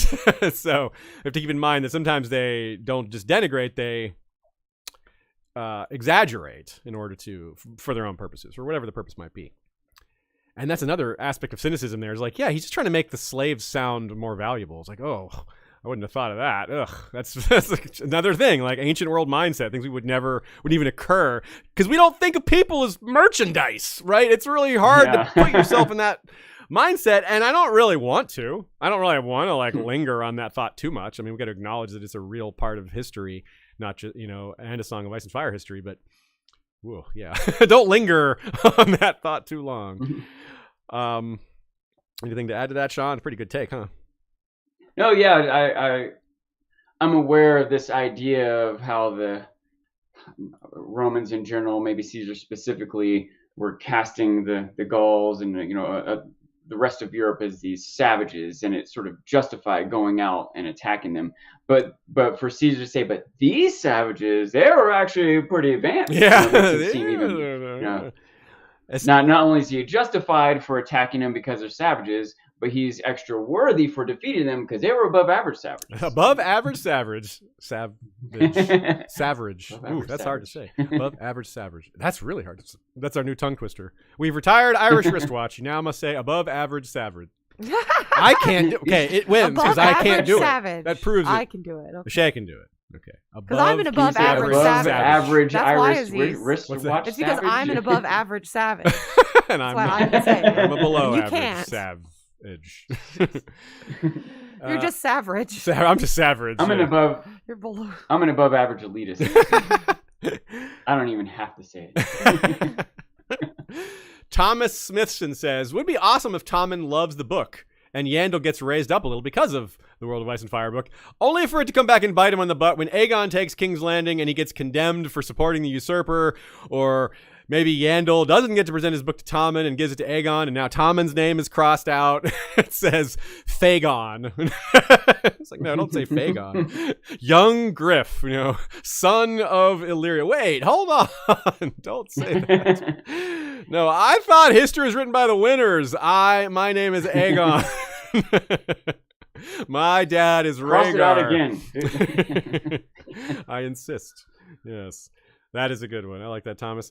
From the Children of the Forest episode, Alhad Pareshtakar says, the year is measured according to sun's or moon's position. Seasons are not used for counting years. Okay, that's a good clarification. Yeah, position of the sun or moon in the sky is how you judge the time of year, more so than what season it is, which is how you do it in Westeros. Now, we can kind of do both because the seasons do somewhat correspond. That is changing, but it would be more important to measure by sun and moon in Westeros when the seasons are really inconsistent. It occurs to me that we still track the years, if you will, of Mars and Jupiter, but their seasons are completely different. It has to do with their position around the sun. So yeah, that makes sense. Good clarification there, Alhad. Mother says, what do we know about the Children of the Forest? What we know about the Children of the Forest is really based on post-human invasion, so we don't know what their original distribution was. Just that after the pact, the children took the woods and remote areas while the humans took coasts and plains and all that stuff. That's a great point. Maybe we referred to that. I don't know. But the idea being that they're called the Children of the Forest, but before humans came, they were just the children of everywhere, all over. And maybe they loved the beaches and other stuff too. Like, who knows? But it's a good point that maybe it was different. For a split second, I thought you misspoke, Aziz. I thought you meant to say after the fact. I was like, no, after the pact, yeah.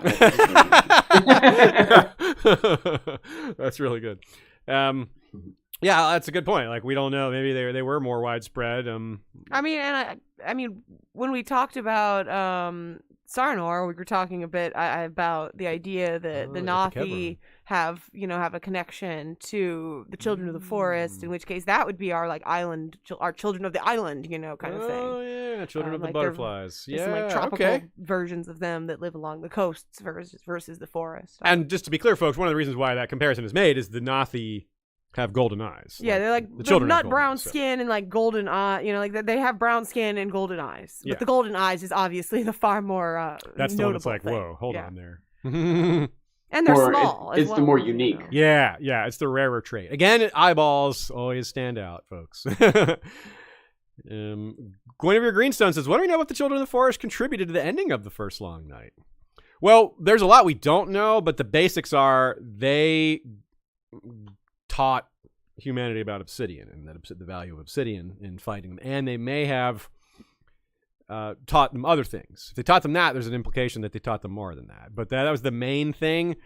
We don't know if they fought side by side with humans. I think that's not unlikely. Or maybe they fought their front of war was elsewhere. They were helping fight the others, but not literally side by side. Maybe behind the scenes, maybe the humanity didn't trust them. Some did, some didn't. That's difficult. But I think the main focus is on armaments. I think that was the main thing they did, was provide knowledge of their weakness and how to exploit it. And maybe some other just how they work. Like, well, yeah, they're vulnerable to fire, or sun, or maybe other stuff like that was brought up as well.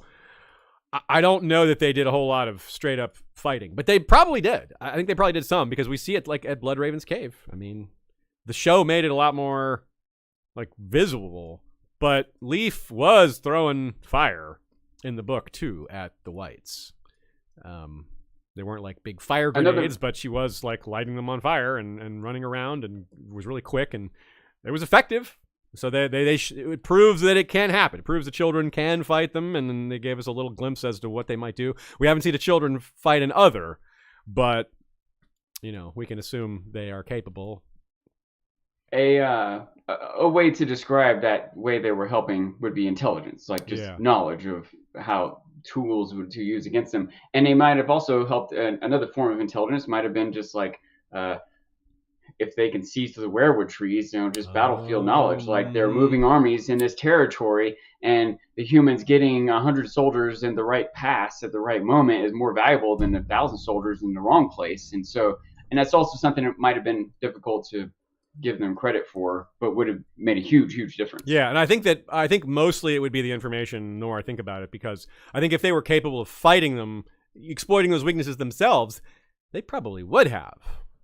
They needed humans to do it. Humans couldn't, like the children couldn't do it on their own. So whatever, if we're going by the theory that they created the others in the first place as a weapon that they got out of hand, then yeah, it truly did get out of hand for them. They couldn't stop it either, but they at least knew like where the off switch was. They just couldn't access it themselves. We could get it out of hand.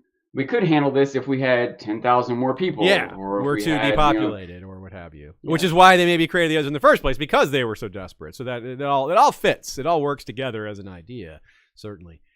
More on the Long Night. Maester Warlam from Discord says, I'm fully on board with the idea that the Long Night has magical and not astrophysical origins, but I'm an astronomer studying exoplanets, so here are some ways you could get a long night on Planetos.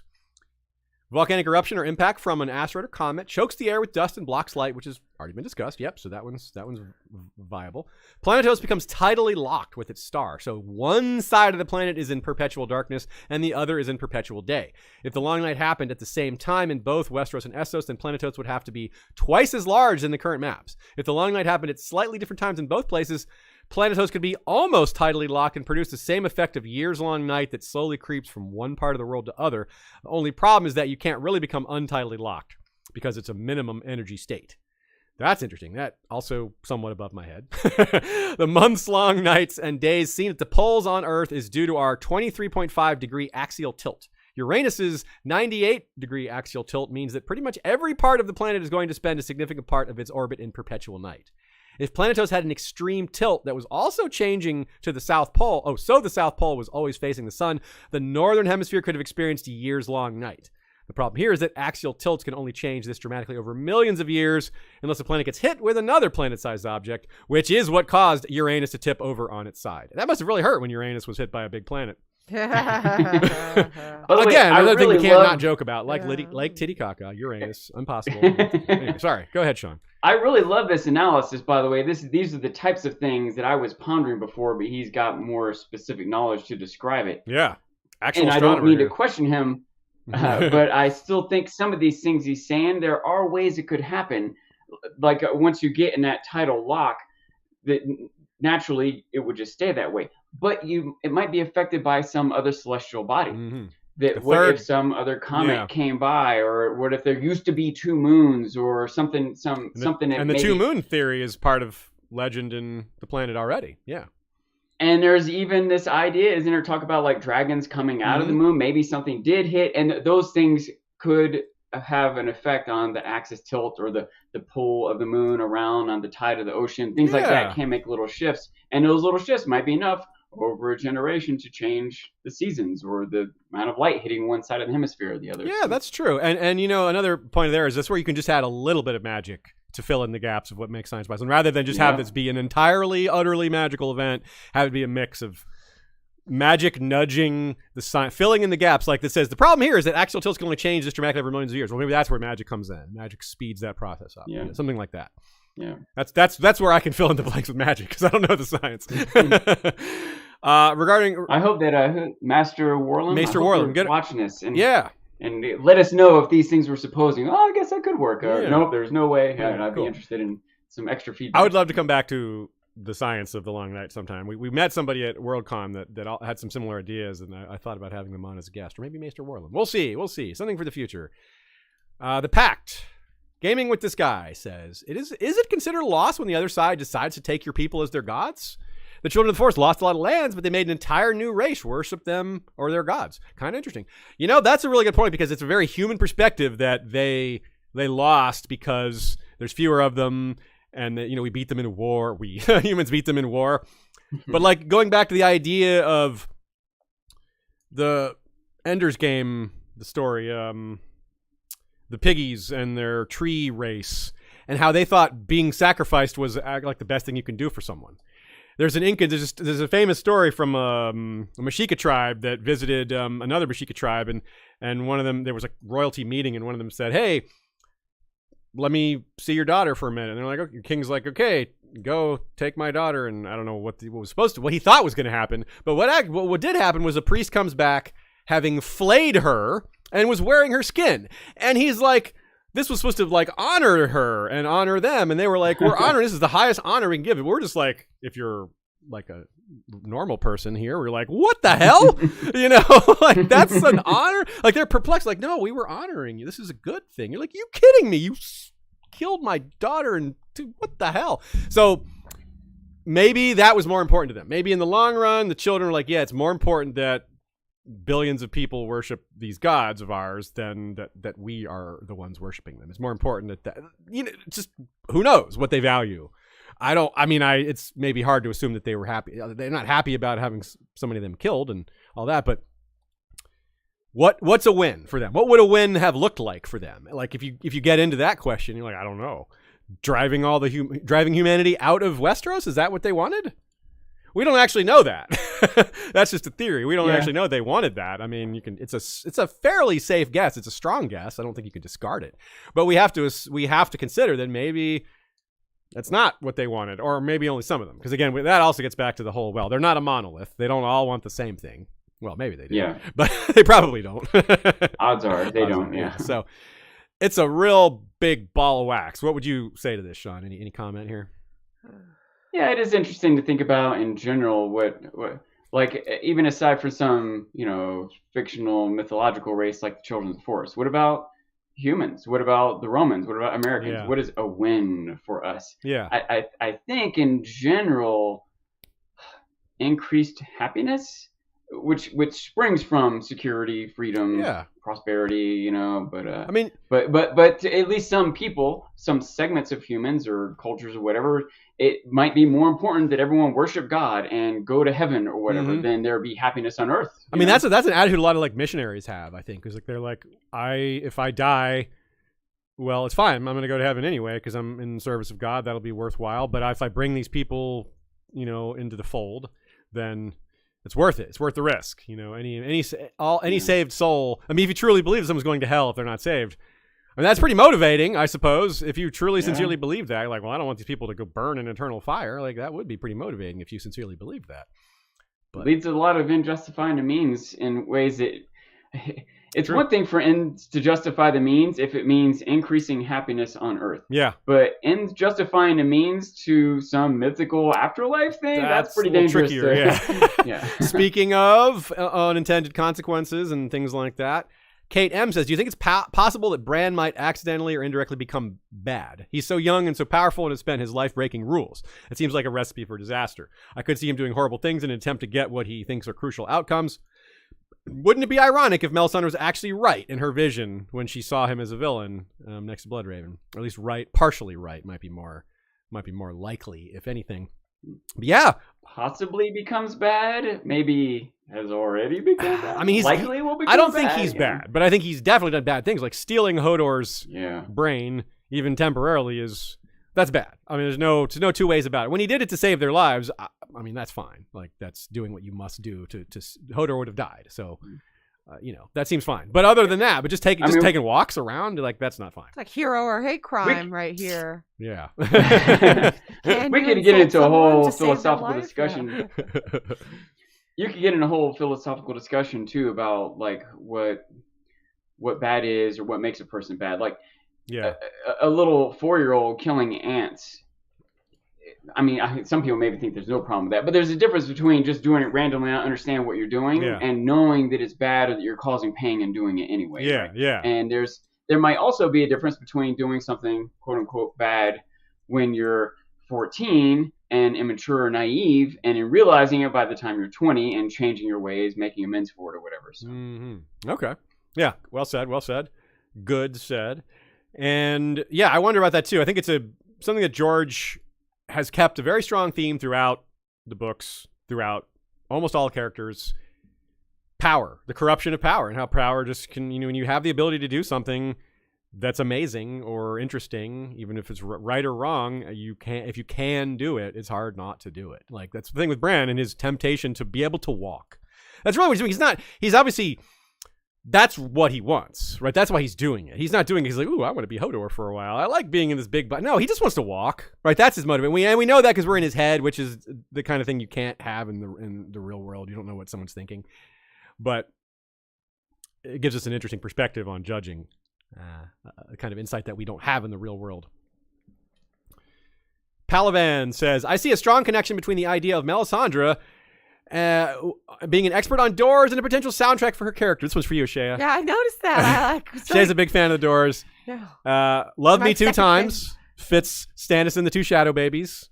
We could be so good together regarding Davos and her indecent proposal, because she was like, I can make another Shadow Baby with you. And then Tell All the People. That song is for her religious leader status, like spreading the word of her lore. And then, of course, Light My Fire. I mean, yeah, that's a slam dunk right there. Good comment, Palavan. Oh, I like this a lot in general, especially because I did a 1970s Melisandre cosplay at Ice and FireCon, so we had like all these 70s red priestesses, so super fitting. The Doors were. I can totally think of other ones. Got to do. I can think of other ones. Some kind of Jim Morrison. Yeah. Some kind of Jim Morrison Stannis mashup. Yes, I would love that for sure. Although I get more Jon Snow vibes from Jim Morrison. Personally. Okay. Died young. Yeah, too bad Jim Morrison didn't come anyways, I could go on about that, but no, there's like End of the Night would be a good one for Melisandre. 5 to 1, Queen of the Highway. I don't know. There's a lot. I mean, there's a lot of good Doors songs that have like kind of a good spooky, sexy vibe. The end. We'll never know. Yeah. Is that enough to suspect that George did this on purpose? On some level, he's influenced. I mean, by George it? likes 60s rock. The Doors are really good. I mean, he's a Grateful Dead fan. I mean, that's not because he likes the Grateful Dead doesn't mean he likes the Doors, but he's into rock music from that era. I mean, maybe I'm sure he's familiar with the Doors. Let's put it that way. He may not be a big fan, but yeah. I mean, there's that. Obviously, he's got his rock opera book that he wrote that has a lot of clear references to music of the time because it's literally about rock music. Yeah. Okay, so that was a little bit of a segue point, using the Isle of Faces / Green Men episode to segue to the modern Green Men mashup. Shay discussing 70s Melisandre, me mentioning the Green Men. This is leading into our comments. I mean, our photos, our comments. That's right. Condiments. So let's do our little mid-roll real quick, and then we shall get into con photos, con discussion, and David J. Peterson awesome news. So stay tuned for that. Steve Van Purian says, were you able to record anything from Ice and FireCon that you'll be editing and sharing in the future? Well, other than what we're sharing today, for the most part, no. They recorded almost every panel, though. Yes. You can go to Ice and FireCon's YouTube channel and see most of them. They will be out. Yeah. That said, a lot of the David J. Peterson stuff wasn't recorded, which is part of why I wanted to share it today, because I know some of it didn't get recorded. There's some technical problems in his main presentation. So I don't think that got recorded at all. Because normally I would say, we wouldn't just say all the things that happened there. Be like, well, that's stealing their thunder. Like, you should go to their channel and watch it. But because so many things were not recorded this time. But our panels were, for the most part, there weren't many technical difficulties for ours. Yeah. So it should be there. There might have been some mic problems. So it remains to be seen. But there definitely will be a host of a bunch of panels. There should be a lot of videos popping up on Ice and FireCon's channel within the next week or two. Ish. And we'll keep you all posted on that, because some of them in particular we'll want to make sure you see. And we'll mention those as we go through the con coverage here. Also, Scott W. says, Ashay is the best. Had a great time at the con. Love you all. Hey, Scott. Thanks for the shout out. Thanks for being a great friend and mod on our Facebook group. Yeah. Okay. Yeah, no other notes really. So let's just get right to it. Ice and FireCon report. Yeah. All right. So all three of us went. And Rita as well. And we saw a lot of friends there. It was great. Shea mentioned the meetup with Radio Westeros, where people got to drink beard bar stuff. And one fun thing they did at the con was you got a Maester's chain when you check in, and going to a certain panel or doing a certain event, you get a little link to add to your chain. So it's kind of like a con beard where people add the little con different colors on their lanyard. This is a play on that. I lost track of collecting mine. I was doing so well collecting a couple, and then I just missed it at one thing I did, and I was like, I'm done now. I've missed it all. And I stopped collecting it. I don't know about you, Aziz, or you, Sean, if you collected any Maester links, but I was disappointed in my Maester chain. Yeah, there are two things I did a poor job of, which was getting the links for the different events I went to and taking pictures. I took maybe a dozen, and I should have taken 100 in a dozen. Well, I made up for it. I'm glad other people did. Shay took a ton. Yeah. I also did not take many. Considering I took about 1,500 photos and videos. Yeah. That's all. Which is a good time to remind people to follow us on social media, because that is one of the best places to find the bulk of those pictures. We're sharing a few in this video, but of course, there's no way we're sharing that many, 1,500 in a video. So yeah, follow Shay is Miranese Not on Twitter, and our Facebook group. You should see some of them as well. From people besides us as well, other members of the community. You can add us on Facebook if you want. We're open to that, and I share them there. But otherwise, I also shared I tweeted a Google Photos album, so you don't have to be on Facebook to see the first album I shared. It's got 250 photos and videos.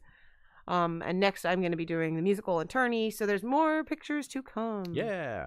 So let's talk real quick about the panels we did. We'll each take turn talking about the panels we did, and we'll go around the circle here, and then we'll talk Quiplash last, which we all did together. So the meetup was pretty straightforward. We discussed some future plans and just hung out. There's nothing super important or groundbreaking to report there. It's just a lot of fun. I did 3 other regular panels. We Should Start Back, which was the first panel of the weekend. That was with Radio Westeros and Scad of Davos Fingers. And we talked about, as it says, the prologue. We should start back. I bet you guessed that. Then I did Molding a Monarch with Chloe and Pat Doherty, and that was really fun. Chloe from Girls Gone Canon, that is. And Molding a Monarch, we talked about the comparison, Bran and Dany and Fagon and their upbringings and their family structures and how that affects people. And then we took the conversation a lot of other places. So that's a really good one to check out. That panel should be posted eventually. And I did with Elena and Ray Ferry. Elena Keller's one of the long-term attendees. I think she might even be one of the 8-year members of Ice and Fire Con. I'm not sure, but she's a volunteer. And we did a panel on Wars of the Roses. Wars of the Roses, a Song of Ice and Fire influence. Now, the thing about con panels is they're shorter than podcast episodes. So there's a lot that we couldn't cover there. It's a topic that I was glad to get back to. I hadn't thought about it in a while. And it's inspired me to maybe do a fuller episode for the pod here. Because it's a great topic that has so much with the early stages of Game of Thrones. Not as much the later stuff, but the breakout, the Starks and Lannisters and all that. It's really good. It's also just a really interesting time period. So something we could have a lot of fun with down the line. Shea, you want to go next? Sean should go next. Okay, Sean, you go next. Let's see. I want to say that there was one super groundbreaking thing that happened in our meetup panel was the drinks I got to make for everybody. That was drink breaking. Yeah. The panel I did was with Game of Thrones and Tara and Lady Gwen. And it was make it or break it. Nailed it or failed it. Nailed it or failed it. Nailed it or failed it. Yeah. So we were basically comparing how well the show did with the book characters. And Tara had done Tara puts together Ice and Fire Con. She does a million things. She's awesome. But she had done a poll with her Patreons of who thought had made it or braided. It was characters or scenes or. Yeah. Well, we were talking about characters generally speaking, and but I think a big takeaway was that. So, for example, let's say that in season 1 they nailed Dany. Season 2, season 3, season 4, season 5. Finally, in season 8 they screw it all up. What's that? I know someone nailed Dany in season 8. Jon Snow. Yeah. But so what percent do they have to get it really well versus screw it up to and that was kind of we realized a lot of characters were mostly they were nailed, but then they failed it maybe as the show went on. There was a pretty consensus that they totally ruined anything that had anything to do with Dorne. Yeah. It was an interesting discussion of we had the audience were voting on what they thought about different characters too. I also want to point out another panel I went to. I wasn't on, but I attended, and I guess maybe even a bigger point I want to make. Every panel I've ever been on or attended, like you said, they're shorter. That usually it's theoretically it's an hour, but it's a little shorter because you got to be done for the next group to come on, and usually you have multiple people talking, so it's hard for any one person to get real deep. And a lot of times, I especially like to get the audience involvement, questions and comments and stuff. Yeah. But almost every single one I've ever been on, at least once, I've been like, oh my God. I've come away with some new idea or some inspiring moment. I love doing and going to panels so much. One of them was with Chloe and Emmett. And they were generally talking about predictions, where they think the books are going to go. Yeah. And it was right. And literally they were like, all right, there's 1 minute left. We'll take one last question. And someone in the audience asked a question about the idea of I forgot now exactly what the question was, but it was about the idea of Stannis. Is Stannis going to burn Shireen? Yeah.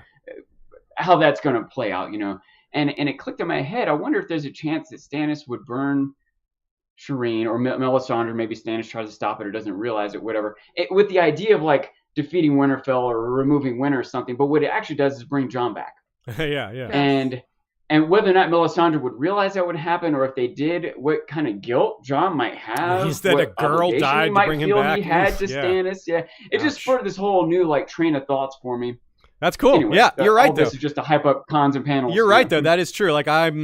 From my perspective, I love going to panels because, I do a lot of panels. I like to, but I do a lot of podcasting, but I also listen to a lot of podcasts. So I like going to panels. I like hearing what people have to say. And you're right. There's a lot of really good takes. The direct audience participation is really nice. It's sort of like what we have here with the live stream, but it's more direct, obviously, when you're in person.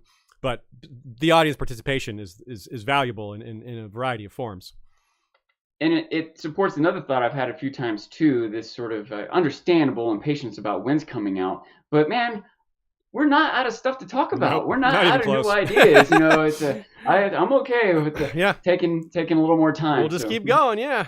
So speaking of one fun thing we do, Shay, you had a panel with David J Peterson. Yeah, I did have a panel with David J Peterson and Zach Louie of Game of Owns, our good friend. That's kind of why I was on a panel with David, was that Zach and David are close friends, and they wanted to do a panel together, and I wanted to do a panel with Zach, so it just kind of worked out that way. It was a little high pressure for me because I I'd met David before, but doing a panel with him was a little intimidating, I have to say. But people came up to me throughout the weekend and said they really liked my panel, which was on the Game of Thrones effect. And you might wonder, well, what's that about, Ashaya? Well, there's a chapter Aziz and I wrote for a book called The Thrones Effect, where we talked a lot about Game of Thrones references. We talked about impacts in people's personal lives, things like it being referenced in court cases, it being brought up, political campaigns. Political campaigns, just like the effect. It was a wide-ranging topic. And one thing we talked about in this panel, I'm going to put a picture on the screen, is tattoos. We had at the end of the panel, we had people in the audience who had Game of Thrones tattoos come up and show off. And as you can see, Travis here in this picture, he has his whole leg is a Tyrion tattoo and other stuff on it, but he's got like a lot of tattoos.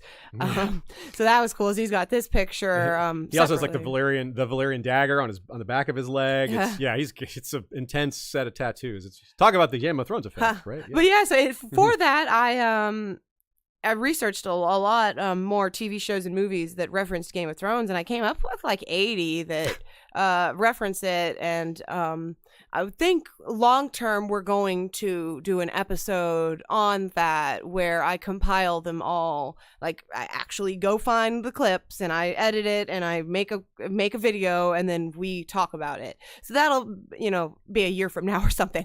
But we are going to do more with that. But hopefully that panel got recorded because I think that'll be a fun one for people. In a year you'll have to do the HotD effect too. That's just all part of the HotD effect. There's been an uptick of HotDs around the world since House of the Dragon came out.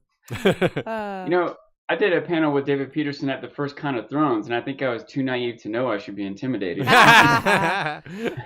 You learned later how smart he is. We also, like Aziz mentioned, we threw Quiplash, which Aziz and Sean were great help to me in running it. I put a picture on the screen of some of the audience watching Quiplash, and I came up with most of the prompts, they were good. They were really good. Yeah, anyways, I was awfully proud of it, I have to say. It was a raging success. I'm just skipping through. Whoops, I did not mean to do what I just did, which was move to another image. Anyways, I'm going to ask about it, but I think I would like to run a second Quiplash next year. I think there should be one Sunday night.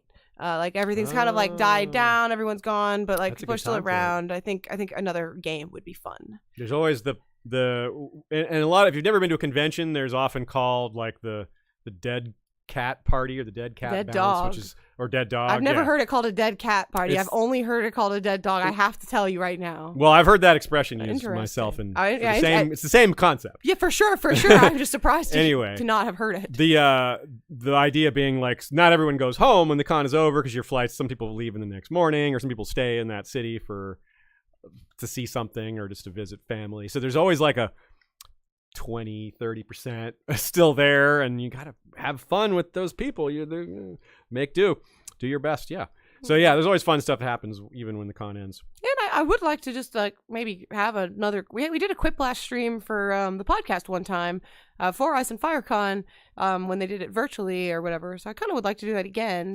People have expressed an interest, so we should look into that. For sure. Speaking of cats, here is a great picture from the con of 4 cats and a groundhog taken by Chelsea Rapso.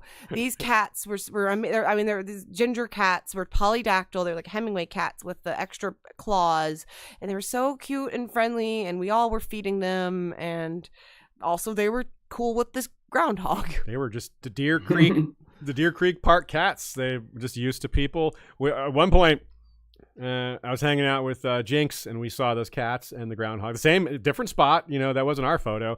And we're just sitting there, and then a skunk rolls up. Just a skunk just walks up like some sort of animal conclave. And I, being so surprised, I was like, a skunk! And that scared the skunk off. And 2 of the kittens followed it. They were like, oh, let's go see what... Like, they didn't chase it. They're just like, let's see where he's going. It was very entertaining. So it's definitely a fun little bonus to the whole con. These little actual cat cute animal appearances. Yeah. So it's the whole con, by the way, is that it's even when you fly in, it's still like an hour's drive to this lodge. It's right on a lake. It's beautiful. It's really it's nice. very nature centric and gorgeous. So every year at Ice and Fire Con, there is a tournament of two, which has two events usually. There's a sword fighting tournament. The swords are made of foam, they're made of foam, and the jousting uses the foam noodles that people use in pools. Also very entertaining. But this year had a particularly special thing happen. First of all, shout out to the winners. Arthur won the. Wasn't it Arthur who won the joust, right? I think he won the joust. Brian Hawkins won the sword fighting with dressed up as a mashup maester, wasn't he a Dragon Age maester or Fire Emblem maester? It's Fire Emblem. Fire Emblem. Maester, There was. basically. I'll show this picture. I suppose then is a good time for that. I will cue it up. But it's so hard to do anything right now. I have to say. Come on now. Bear with Ashea and her COVID brain here. Here we go. This is the Fire Emblem group, Fire Emblem Three Houses. There's a game on Switch and other consoles, but there was a good group of them, as you can see, in their elaborate cosplay. And it's a bunch of them were in the tourney because in Fire Emblem, part of the conceit is that you're battling each other and stuff like that. So it was particularly fitting for them to be pitted against one another and all that. And so that whole group had a good fun time chanting for each other and they stuff. Were very happy that one of theirs won. Yeah, no, I'm very happy that Brian was Maester Hanneman. As you can see, that was the character's name is Hanneman, and he was a Maester mashup version of it. You can see him in the far right. Anyway, so yeah, that was pretty cool. At the end of the tournament, a much cooler thing happened. I have a video for everyone. And should we just watch the video? Yeah, I think so. Okay, I won't comment until the video's over. Here we go on her mark. I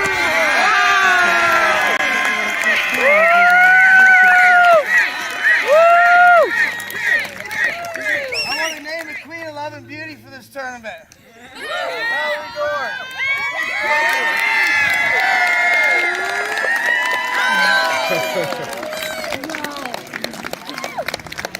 Mallory? Will you marry me?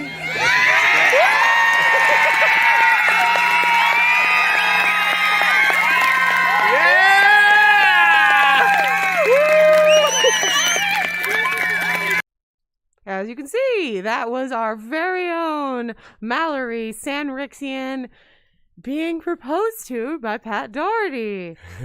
So a little play-by-play in case yes. It wasn't clear. At the end of the tournament, Dom stands up wearing a mask and he issues a challenge, like he's playing the role of a villain. And Pat stands up and accepts the challenge. They did a choreographed fight and he wins. Dom really... It was awesome, by the way. Yeah, they were jumping and rolling. Dom fell on the ground to yeah. sell it, on the asphalt. So he really A+ by Dom there. And then so Pat wins and he says, I'm going to name a tournament or name a Queen of Love and Beauty.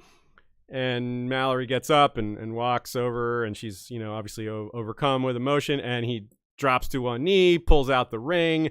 Everyone goes crazy. And then her parents appear. Nobody knew her parents were going to be there. And so she's just blown away, this amazing moment, and her parents are there that she didn't know. And later we hear someone's like, I saw these two older people hanging out at the playground they were hiding. And I was like, what the hell are these two? They're just spying on the tournament. It's okay if you come watch, folks, but then it made much sense later. they didn't want to be seen. So that was just fabulous. What a great memory. Yeah, Mallory's brother was there too. Her whole family was there. It was very sweet. Definitely made me cry. So Sanrixian, our very own Sanrixian, is engaged to our very own Pat Doherty. It's great. Yeah. Amazing. Very awesome. It was wonderful. Moving on, there was a musical. It's become a little bit of a tradition at Ice and Fire Con to have a musical. And they just keep raising the bar. They keep doing so well. Last time it was Westeros, an American musical. This year it was The Six Queens. Yeah, Queens, which is about the six queens of Henry VIII. That is a musical on Broadway and all that. It's quite popular right now. I had heard of it, but I didn't know that this was a reference to it when I watched it, so I really got to watch it with completely fresh set of eyes and ears. Although I did watch the original 6 musical 2 nights ago after seeing it because I wanted to know what the references were. And let me tell you, they killed it and definitely like elevated the material on its own level. Like there's a lot of things that I was like, is this just like taken straight from 6, or was this created by Dom and Anna and Chloe? Like it was written by them. And so some things, yes, absolutely were just came straight from their brilliant minds. Yeah, so there's 6 queens in this context. Obviously, it's adapted for A Song of Ice and Fire. You have Queen Regent, that's Cersei, and that was played by Tara, who was the founder of the con. And then we had the Dowager Queen, which is, or Queen Consort, which is Britt Brown playing Marjorie. Yes. Then we had Queen Kraken, which was Asha, played by Lydia Bringerud. And of course, it was explained why she never did actually become queen, but she was the moot, and and in the show she becomes queen. So that's all part of the dialogue in the musical. Then we had the Queen Maker, which is Ariane, played by Elle Vallejo. She really elevated it, as you said. And then we had her sister Kat Vallejos playing Dany, Queen Dragon, and then Anna playing Sansa, Queen Wolf. So it was awesome. Yeah. You can see them all in the picture right there, along with there were some other people that they added, including young Griff there, played by Daisy. They were awesome as young Griff, and Matt Foran as John Connington. And they did it like, if anyone saw the sketch Sprockets, the recurring sketch on SNL, Sprocket, it was a little bit like that. It was like, the House of Blackfire. It was so funny. It was so funny. And as you can see, we had Dom was DJ Euron back there. There was also Mark Swan, Mo, was Illyrio, the cheesemonger. And in this picture, you can see he was just like eating a full block of cheese. Yeah, which she's not exaggerating. Mark, he did the scene as Illyrio, and he's got lines, so he's talking during the scene, but he's got a block of cheese, and he just takes a bite of it every once in a while. And by the time the scene was over, he had eaten the whole block of cheese. And we cannot forget... Whatever, I could eat a block of cheese.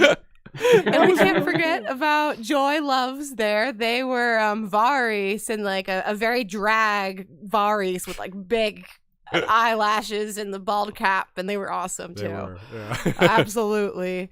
It's going to be up on YouTube for all of y'all to watch pretty soon. They've been working on it, so I will definitely be sharing it. I don't want to spoil things too much for y'all, but it was really funny. Yeah. Like the music was good, everyone was good, the costumes were good, but for me personally, what matters is when it's funny, and it was hysterical. It was hysterical. Yeah, it was so good. I highly recommend it. Please check it out. We'll remind folks when it's posted.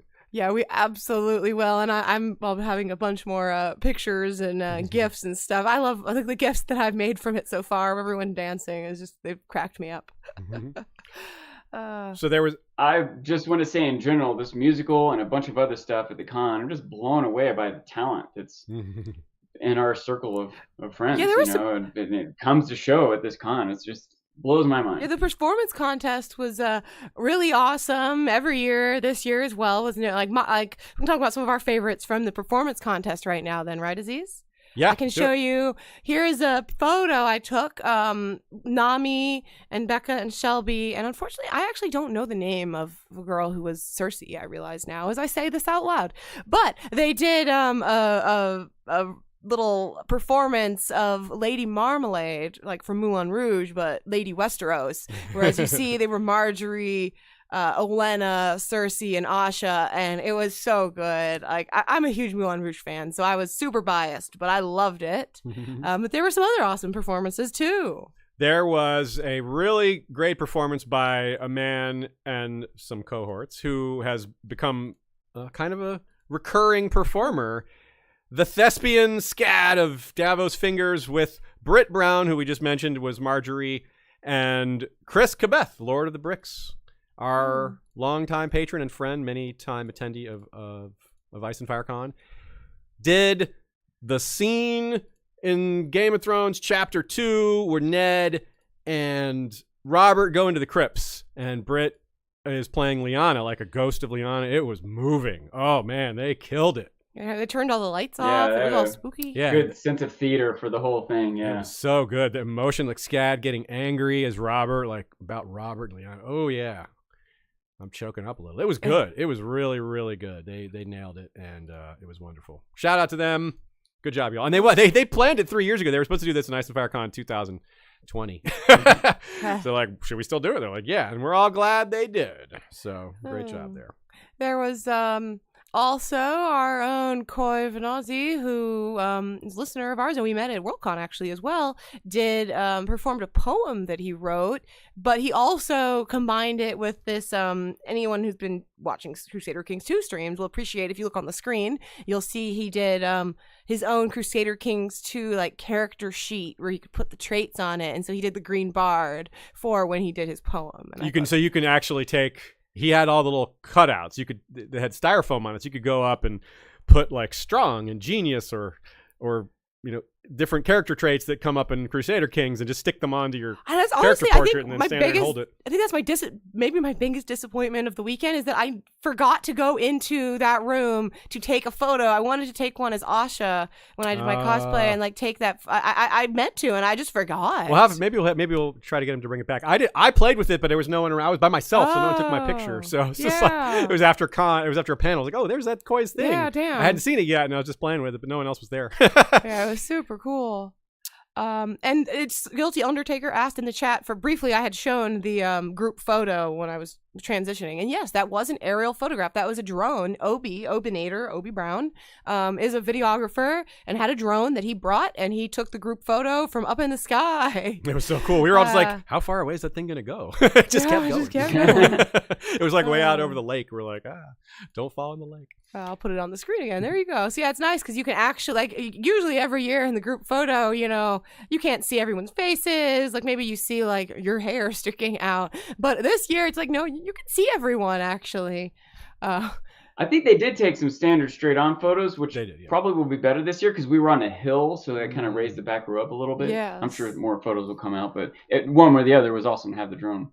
Mm-hmm. So another really amazing moment during the performances was Lakota did the speech from season 8 where Dany is addressing her troops. It's actually Dothraki. People thought it was High Valyrian, but it's Dothraki. And because she's speaking to her Dothraki troops. I have a clip of it if we want to watch it. It's up to you. Let's do. Oh, cool, yeah. Here, let's see this. Ooh, it's tilted to the side. Everyone turn your head to the side.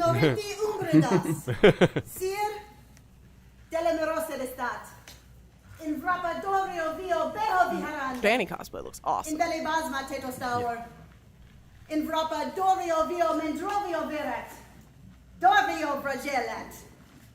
In Wintervella Dornat, Elanisto Valiriat, in Jaino Garerat, Ava, Vala, Regna, Tova Gregioma Vortis, Greva he Nama Pragelat.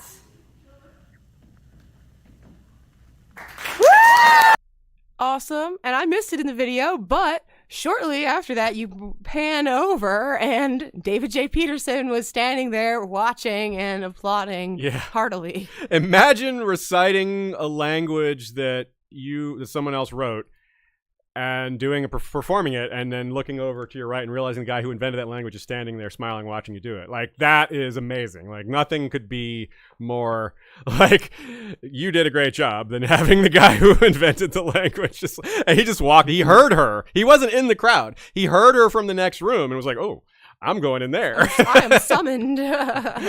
And then so the room, the energy in the room started to pick up as people started to notice him. Like, I was like, oh, look, Davis is watching and he's happy. He's like, he gave her the thumbs up and the cheer, and he's kind of a laid back guy. So, his when he's a little bit emphatic, it means a lot. It's not like when I'm emphatic, I'm emphatic all the time. So, yeah, it was actually kind of cool, this Shadow and Bone thing, because David worked on Shadow and Bone. So actually Lakota and Megan and Britt and all of them had a couple of great David J. Peterson interactions that weekend because he did get to see their Shadow and Bone cosplay shoot. So what happened was I was talking to David after his presentation. He was very cool about it. He just he was like, anyone else want to talk more? We'll go out in the hall. So there's a couple of us talking with him. And then I leave. I go walking down the hall, and I see them getting ready to do the Shadow and Bone shoot, like a couple 100 feet away. And I'm like, hey, I just got to this David J Peterson panel, and he was talking about Shadow and Bone. He's friends with Lee Bardugo. Like, they text all the time. Lee Bardugo wrote Shadow and Bone. Not only that, but Lee Bardugo was in the Brotherhood Without Banners, the first major A Song of Ice and Fire fan group. So she was in the group before she wrote Shadow and Bone. So I'm like, David, blah, blah, blah. And they're like, tell him to come over here. I'm like, all right, yeah. So I'll go, and he probably would have just seen them anyway, because they're just right there. But I'm like, hey, David, look, they're doing a Shadow and Bone cosplay. He's like, oh, let me check that out. And he goes over and he takes pictures of them, and he's like, I'm going to send these directly to Lee. so they're like, what? So that's awesome. The other thing that happened specifically for Megan, who was in the Shadow and Bone cosplay group, but she also cosplayed as Sansa. Lovely, lovely work as a costumer. Like, yes. She created it. I mean, really, really so talented.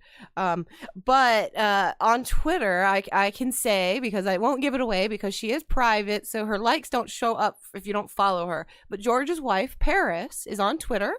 We follow her. We do. And she liked 2 tweets from Ice and Fire Con. One was a picture of me and Webb Nettles. It was, like, I have to say, like, a very personal tweet, like, directed towards me. Like, Ashea is very sweet. Like, it was, I'm still freaking out that she liked that already, I have to say. But she liked a second tweet also from Webb Nettles, Girl Nettles on Twitter, which was a photo of Megan as Sansa and Nettles.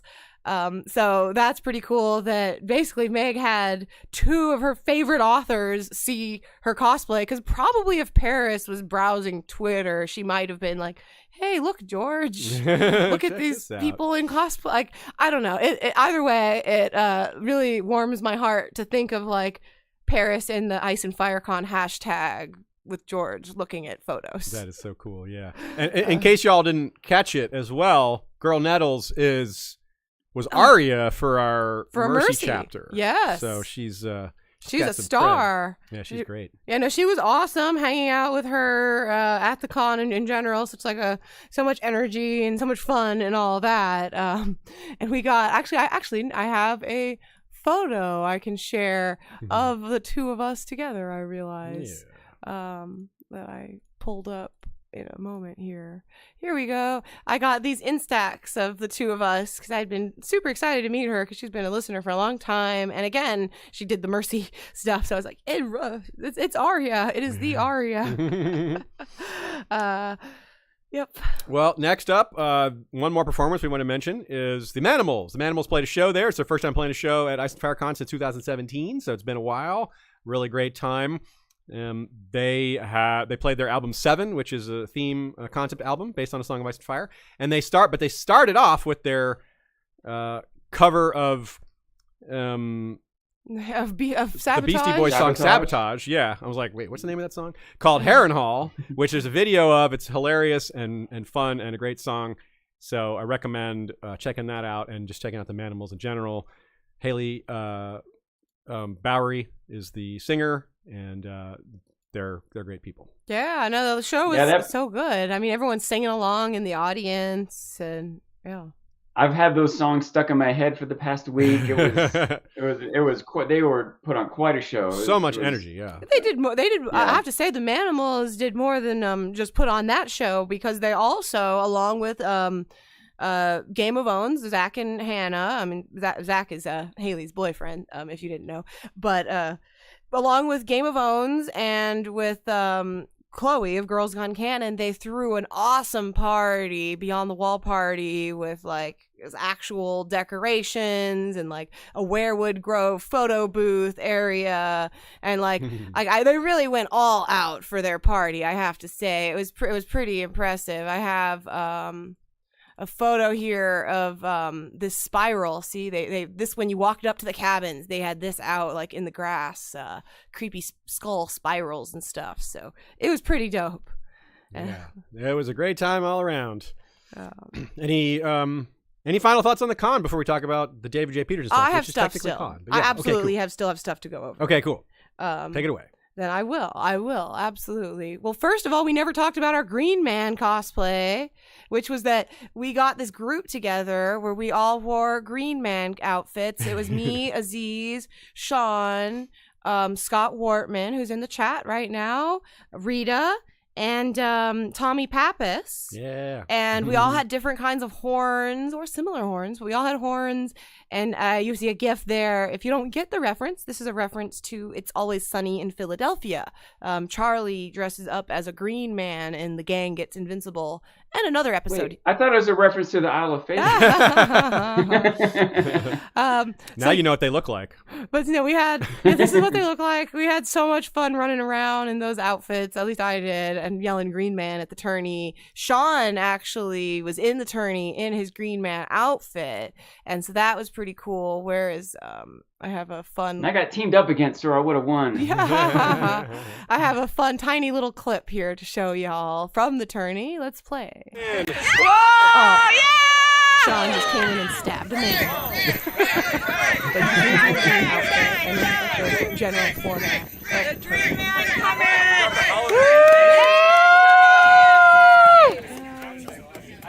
So, yep. Anyways, so that was a little glimpse of the tourney. Yes, those are tentacles on my head. I am wearing tentacles. What else was there? More pictures. As you can see, Aziz had tentacle horns. That was fun. Which, by the way, I'm going to show my shirt again. Oh, yes. Now they can. Yes, the horns. So my Branzig shirt, which by shout out to Stark Reminders, who did this shirt, as well as the House Beard shirt that I've worn several times. These horns kind of look like the tentacles that I was wearing. So hey, it all fits. I'm turning into Branzig personally.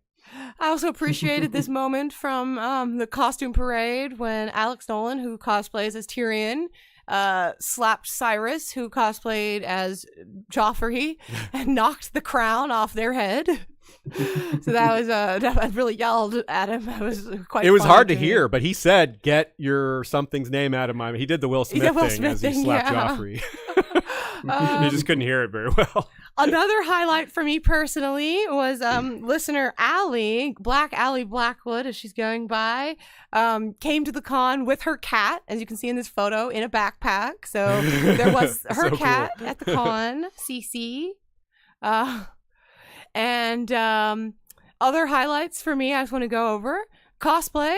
Our podcasting queens, Lady Gwyn and Chloe, did Queen look at Rhaenys, the queen who never was, and Queen Sansa, Queen in the North, with the crown and all that. So that's a little pic of them to highlight. We'll get to this David J Peterson stuff in a second. I went to one panel, Gaze of Thrones, which had Lo, Sam, Rohan, and Elena, again, who was on a panel with Aziz. And that one was a great fun time. I'm hoping that one had no problems and gets posted. Mm-hmm. And I do believe I have one more thing for y'all. Where is this? It is... Did I get through all the... Oh, yes. I wanted to do a special shout out to some of my favorite cosplay, which was these two Twitteros folks, Thought and Lady Thistle of House Flinch, who the heir of House Tyrell, Thought, Thoht. Anyways, it's a funny name, I think. But they did this amazing, as you can see, Willis Tyrell and Marjorie, where he has the falcon and he has the cane, and it was. Oh, whoops! I did not transition. It's just been on Green Man this whole time. The whole time I was switching images, and it was on Green Man. That's funny. But it's okay. Now you can see. Got a quick scroll through. Now you can see, though, these Tyrells, which the Tyrells I don't think get enough love, personally. So I was, extra happy to see these, very fabulous looking Tyrells. They look amazing when they're all dressed up like that. It's like, hey, there should be more Tyrells the way that looks. And I did a great cosplay group where I mentioned 1970s A Song of Ice and Fire. Rita, Sean's wife, was in it as a Tyrell, speaking of. And we had another listener, Christina Dillsdale, was another 70s Red Priestess. So that was pretty fun. I'm just skipping through my photos because y'all didn't see the ones I was on before. So I should make sure that they show up. But like I said, I did post a whole bunch that you can you can see. There, I'm trying to skip. There's the ones that I skipped here, briefly showing y'all, because I don't know what showed up. But the David J Peterson stuff, Aziz did get a couple pictures that he wanted me to share, so you can tell me when you want me to put which one on the screen. Okay. So should I move on to that? Yes. Okay, cool. All right. Now I have this animate singular plural thing on the screen. Is that what you want? The SEPTA thing? Yes. Okay. Yeah. We can just leave that up for now. I'll get to talk. I'll speak to that in a minute. So yeah, this was really exciting. As I said, there were some technical difficulties with this panel, so it may not have been recorded, which is why I want to go into extra detail. First of all, David J. Peterson is like the guy in Hollywood for doing languages. If you didn't know to the extent of which he is almost the only presence, it's changing a little bit. His partner is also very talented at this, and they have a YouTube show where they make a language live. Like every episode, they get a little farther in the process. So they're making a conlang live on their show. That's every Thursday, I believe. So what is a conlang? Conlang means constructed language, as opposed to one that developed sort of quote unquote naturally, like the languages we speak. He has done all the following shows: The Witcher, The 100, Defiance, Into the Badlands, Starcrossed, Dominion, Penny Dreadful, Shannara, Emerald City, Shadow and Bone, Halo, Lovecraft Country, Another Life, Motherland Fort Salem, every Game of Thrones show, including Bloodmoon, the old Valyria prequel that never got to script phase, and House of the Dragon, and some other stuff that he isn't talking about yet. He also did Dune, including the sign languages, both sign languages for the Harkonnens and the Atreides. He did Thor: Dark World. He did Warcraft: The Beginning. He did Bright. He did Raya and the Last Dragon. He did Doctor Strange, and he did the Christmas Chronicles 1 and 2. So he wrote Raya, by the way. Sorry, Raya and the Last Dragon. My bad. Anyway, and there's each and every one of those has at least one language. Some of them have multiples, and he developed all those. So it's like, wow. He also did some game called Arena of Valor, which I don't know anything about, but it has conlang in it as well. So that's pretty cool. That's just to show how incredible he is and how much he's done. He got started because Game of Thrones, give him some credit, they were the first show ever to approach the Conlang Society or any person who had ever made a language before to ask for a language. You might say, well, I've heard fake languages on TV shows before. Yes, but they weren't made by a conlang person. They were just made on the fly by someone who had never made a language before. So this was the first time a show had a constructed language made by someone who had made a language before. So they had prior experience with it. So that's pretty cool. But the Conlang Society that Dave was a part of was so down on the whole process because like all these shows just weren't doing that. They specifically were like, we're not going to bother to plan for this. So when this happened, they downplayed. They were like, they're not really going to do this. So David and 4 other people entered a contest. They had to make a language and win with a made language. They had to win this contest. Like they had to actually do all the work first. It's the way he put it is like, it's like you're an architect. They're like, each of you make a building. We're only going to keep one of them though. So like you have 4 buildings that are just okay, well, we don't need that. So you made a whole building and it's nothing. So anyway, but so he won with Dothraki. He made Dothraki and won with it. And so season 1, he also was designing Scroth, the White Walker language, because they wanted to have that. As you can, and the prologue, the White Walkers talk. He spoke it to us. He spoke Scroth live to us. It was amazing.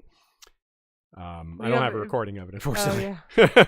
You have another recording of him you'll want me to share. Yeah, I do have a different recording of him that we'll share, but unfortunately no Scroth. Now, they eventually just decided to cancel Scroth. They're like, okay, they decided it was more menacing to have the White Walkers not talk at all, which is like, okay, fine, whatever. But he decided the way he made Scroth, it was going to be sounds that a dead body can make. Like no tongue, like clicking and breathing, like just he kept in mind the physical structure of a dead body or a dead person. And that's where what sounds could that make, you know? And that's really neat the way he approached that. So do you have some info for us about what's on the screen right now? Well, not yet. Oh, okay. I'm not to that point yet. Oh, okay. So the word for thank you, remember that line in season 1, he says, there's no Dothraki word for thank you. Remember that line, that famous line? There was a Dothraki word for thank you, so David had to go delete that. He's like, well, it wouldn't be canon. So he had to erase it. He's like, I did make it. Oh, well. So season 3 is when he got a whole lot more work because High Valyrian was introduced. And that was really cool. He got to make High Valyrian. And then, actually, we'll just come back to that photo. It's just going to be out of order. Okay. Do the video now. So in season 5, you may remember... Well, first play the thing and then I'll describe it. Okay. Here we go. Oh, that's time. Hold on. It showed up, but it was like super tiny. 1 moment. Sorry, y'all. You know. No problem. You understand. The COVID gets me. There we go.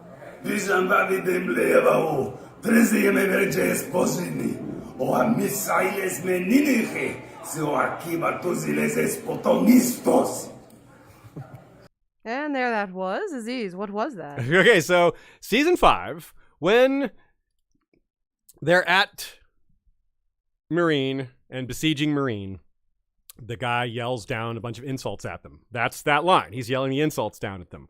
And then Daario fights him and kills him. In the book, it's Strong Belwas. Now, if you remember in Strong Belwa, in the book version, there's no dialogue. It's just he's saying stuff, and Danny's like, what's he saying?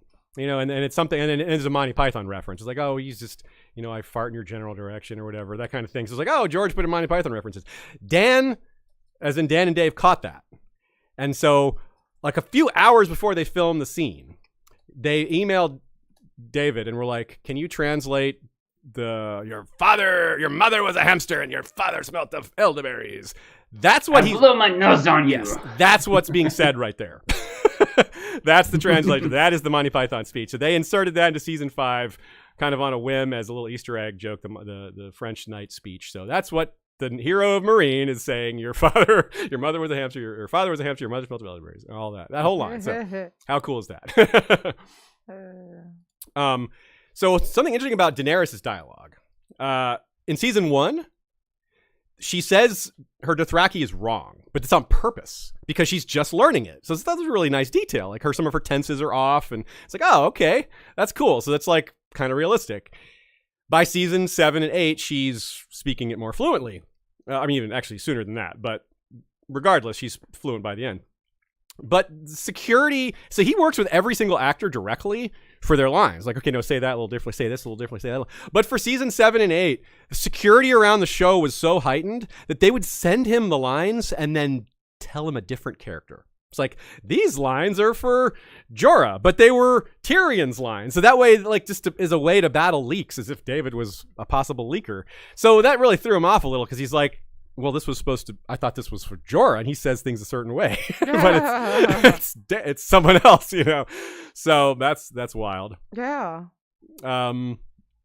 He developed the Children of the Forest language for the show. And then they were like, well, we need you to make it simpler because it's not going to be actors. The Children of the Forest are stunt people, so they're not actors. They need it simpler. So they need to be able to mouth the words, and then they're going to add the dialogue in post-production. But they have to be able to mouth simple things. He's like, okay, I'm up for the challenge, so he changed it all. And then they just didn't use it. They just spoke English. That's Hollywood for you. You know, changes its mind on things. Okay, so now you can put that up. Now you can put this grammar thing up. So this is the breakdown of the word septon, in Andalese. We're like, why did he develop Andalese? Isn't Andalese common? Yes, Andalese is common in Game of Thrones, but in Bloodmoon, the show that never was, which is set thousands of years before. It's before the Andal invasion. They were going to have the show portray the old tongue as English. So people would speak English, and that would be the old tongue. And the Andal invaders would speak this new language, which the idea would be that's the language that eventually became common, which becomes English on TV. So that's a really cool idea. And they were also going to have the true tongue, though. And David had done a little work on the true tongue already because of 1-1. When 1-1's full name, One Weg, One Dar One, the translation is, I forget the exact translation, but it's something like big arm, big leg, thick leg. Yeah, it might have been like thick arm, thick leg, double thick. Yeah. It's like, I can think of. It was neat. He talked about how he would. yeah, you could get into euphemisms there. Yeah, thick what? A third leg, huh? it was neat how he would start off with like the little bits that existed in the book and then grow from there. Yeah. Like, use those as roots to expand on with fundamentals of language that he already knew. It was really intriguing to hear his process. Yeah, he would take whatever George had done and just go from there. And in some cases, there was very little. It was like 3 words or something. But he was like, okay, well, this is my basis and everything, it's a seed and it grows from there. Yeah, it's really, it's amazing to hear him talk. He's super smart. Okay, so What's this other slide? this other slide, as you can see, will you read what it says? I can't remember what it says. It's I'm gonna butcher what it says. In Novadan. No, just say it in English. Okay, good. The wedding date is set for the Stark girl and the Casterly boy. The Stark girl and the Casterly boy. That was dialogue from Bloodmoon. So there was going to be a Stark Lannister. Well, maybe Stark wedding. The Casterly, wedding might not have happened because Stark Casterly, not. Yeah, sorry, Casterly, not Lannister. That's an important distinction there, right? Yeah, probably the Lannisters are what ruined that potential marriage. It's entirely. You might be right because we're told that the speaker is some kind of Andal assassin. So this person might be trying to stop the wedding, and maybe a Lannister, someone who's trying to like take over Casterly, or maybe Lan the Clever's man, or Lan himself. I don't know.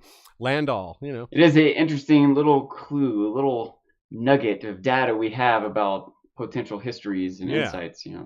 So that was really cool. That was really, really neat. I really love seeing that. It was another moment of what could have been. But so he did say a little bit about the script. You want to say that story about the scripts for House of the Dragon and Bloodmoon? Which story? Oh, you said that when he said the scripts for House of the Dragon are the best he's read. Oh, yeah. But that when he was asked about Bloodmoon scripts, he was like, yeah, they were okay. Like, okay, let me clarify that. Yeah, Shay had basically what I said, but he was going through everything, right? Every show he talked about and everything. By the end, someone asked him about the script for Bloodmoon because apparently, as we know, it got canceled because it wasn't good enough or whatever. And he just said, yeah, it was fine. He was like, yeah, he wasn't, like I said, he's kind of a laid back guy. He's not going to get really emphatic about it. He's like, yeah, it was okay. But someone asked him about House of the Dragon script, which he's worked on. He said it's the best he's ever seen. And he worked on Dune. So and he worked on Dune. He worked on he's worked on some crappy stuff, but he's worked on some good stuff too. Yeah. So I trust in him being like pretty honest with that. He's got some perspective. Yeah. So maybe don't get too hype about that. Keep your expectations managed. But that's great news, right? Like that's certainly you can't say it's bad news. It's definitely good news. So we'll see. Your mileage may vary. All our opinions are our own, but it makes me a little more excited. Couple other things. Another awesome thing about House of the Dragon that we're really excited about is that he said, okay, remember how I said Game of Thrones was the first show ever to approach language experts, people who had made language before, to make a language. Well, House of the Dragon is the first show to ever have written language made by language experts, because you ask the same question. Well, Aziz, I've seen scripts from fake languages all over the place. It's like, yeah, David told us that it's 100% of the time it's been the art department. Whatever show, whatever movie, it was the art department that did that. So there's no rules, no language, there's no order, there's no construction. It just looks cool. So this is a working scripted language. He says it's going to be all over the show. There's going to be writing all over the place, script, runes, just stuff everywhere. I asked him about that scene in under Dragonstone when they in that cave with the different markings and such on the walls. I was like, did that have meaning? Did you write that? He's like, oh, that was all trash. He's like, yeah, that was art department. He's like completely shrugged all that off. He's like, no, that didn't mean anything. Yeah, he was like, nah, those symbols, that's just art department. Yeah. He was pretty good. It's like, you could tell, he's like, nah, this should have been our job. It should have been the language people's job to do that. And he's got a point there. So that's exciting that they're going to incorporate written Valyria into the show, and that'll be a lot of it. He also said that, like, one person asked a question about Bravosi. They were like, Bravosi would have been a really cool language to do because it comes from a variety of places with the slaves and everything. It's just a really unusual origin for language. He's like, yeah, that would have been cool, because he really did want to do that. He's like, he basically pitched it to them and they were like, yeah, Bravosi, that'd be cool. Okay, next item on the agenda. Like, he got brushed off basically. But on the plus side, he's like, look, y'all, they're doing all kinds of Game of Thrones shows. I could do Bravosi then. Maybe Bravosi will get done in some other show that's coming along. And Andalese, Children of the Forest, those are done. Roynar. He doesn't have to Roynish. redo them. What's that? He could do Roynar. Roynar, yeah, for the Nymeria Roynar, show. that'd be sick. Like they actually wanted him to do a little bit of Lorathi, but they scrapped it. That was for Game of Thrones, not for House of the Dragon. So, and he might be doing Lysine, or like a dialect of Lysine because of the, he was a little cagey about it, but he might be doing Lysine for the Lyseni aspect of Dance of the Dragons. Like there's a lot of Lyseni, the family of. Yeah, like Kragus. Yeah. So whatever. it could be a lot of opportunity for that. So the Children of the Forest language will certainly find its place eventually in one of these projects, and same with maybe some of the other ones that haven't been done yet. Maybe Andalese maybe never will get used. That one maybe there's just a chance for it. So that thing on screen was the breakdown of the verb of septa that was on screen before. He has that for the whole language, basically. One other thing, just about some actors he worked with. He said that in season 1, Ian Glenn was the most excited about working with Akan Lang. He was really embraced it. Was nerding out with him about it. Was just excited. Just like really put a lot of effort into it. So that's cool. He was extremely impressed with Natalie Emanuel, because Natalie Emanuel has to do translation dialogue, right? I seem to remember he also said that she, that they didn't give her a lot of instruction on like the context, that her and other actors working with her on their own kind of figured out how to interpret what David had provided, and that he was giving her a lot of credit for doing it well, doing it appropriately. Because she's supposed to be translating dialogue that's not in her script, because remember, they don't give everyone else's lines. So she's supposed to be responding. She's translating a line that she can't hear, that she can't see. So they had to like get around that a little bit, and like, well, maybe she should know what's being said to her first. Like that, her role's a little different here. So that was good to hear. So he had a lot of praise for her. The person he had the most praise for in terms of talent for language was Jacob Anderson, Grey Worm, who is going to be Interview with a Vampire. Interview with the Vampire. He's Louis for Interview with the Vampire show that's starting up soon. Yeah. He said that he's just really talented. Like he said that he was the only one better than him. It was like, That's interesting because he's a musician. Like, I mean, Jacob Anderson is a rapper, hip hop artist. So it kind of makes sense to me that he would be good with his words. That's true. Yeah. Yeah, both those things. Acting, you got to have good diction acting and all that, and music. But language is so rapping. hard. Yeah. So he said really a lot of praise for him. He's like, yeah, he just picked it up really fast. He was just really good at it. He's like, yeah, only person I've ever met who's better than me at it. It's like he's really impressed by Grey Worm, by Jacob Anderson. So that's awesome.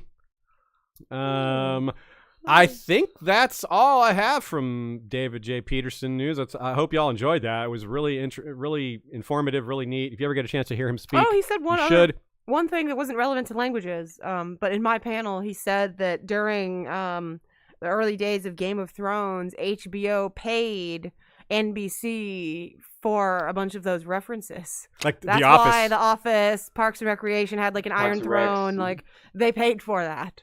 So that was just a random little thing. Help permeate it into culture. Yeah, so some of the build the hype. And I'm sure on my own, NBC probably would have paid them for it if they could go back in time. and interestingly, in my research and like references, I remembered and rediscovered those. That HBO also paid a bunch of rappers to do those 3 mixtapes: the Catch the Throne volumes 1 and 2, and For the Throne, and that was specifically to reach out to try to target like more diverse youth by targeting them with rap music. Their favorite rappers doing a Game of Thrones song would get them conceivably to watch Game of Thrones, and I think it worked.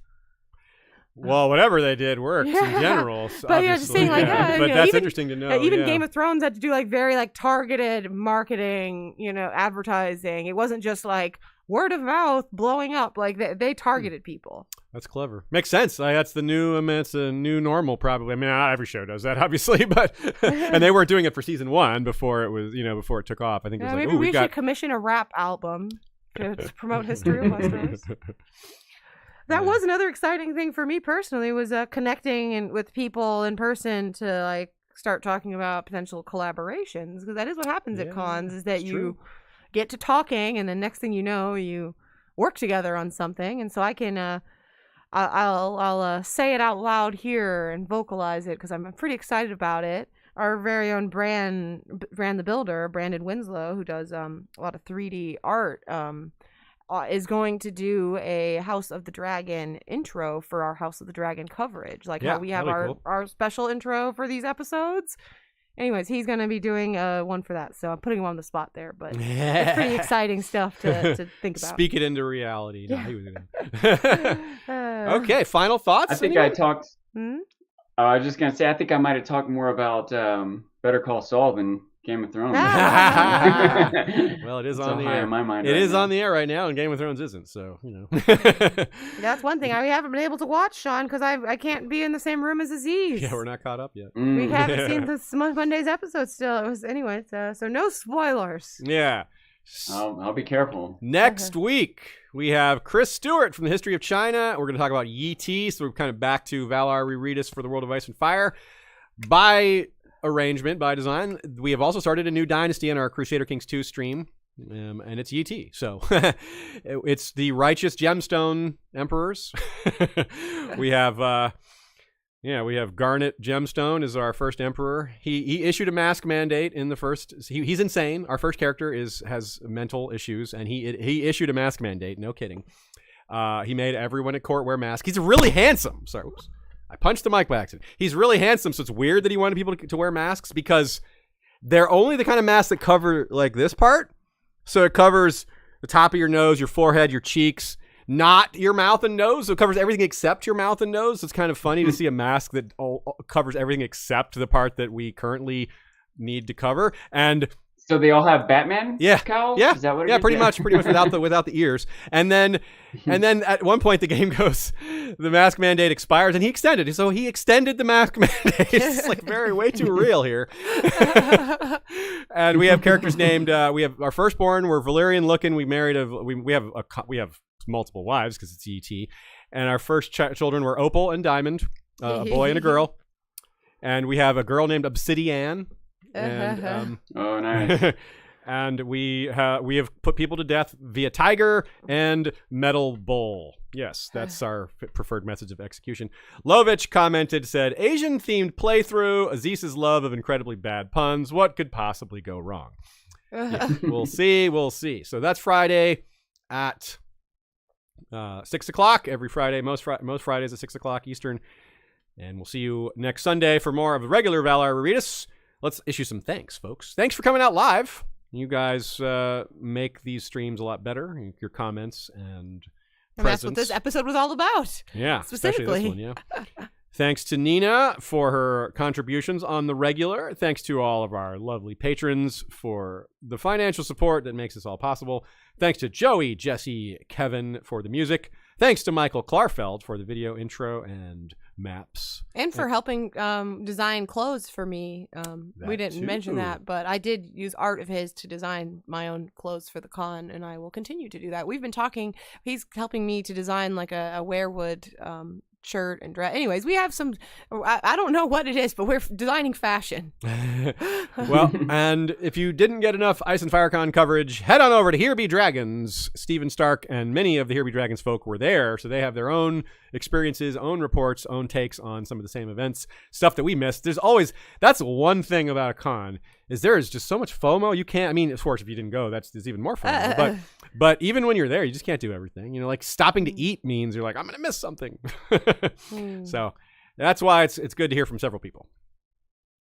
Yeah, if I want to say real quick, if I ran into you at the con and we're not following each other on some social media, please follow me. I'll follow you. And if you didn't go, please go. I don't know if this episode has got anyone excited about it, but man, it's such... I swear to God, there's like 10 highlight moments of my life at each con. You know, like the fifth most exciting thing there, if you told someone, would be a great story. But the fourth thing's even more amazing than that. So they're so cool and so fun.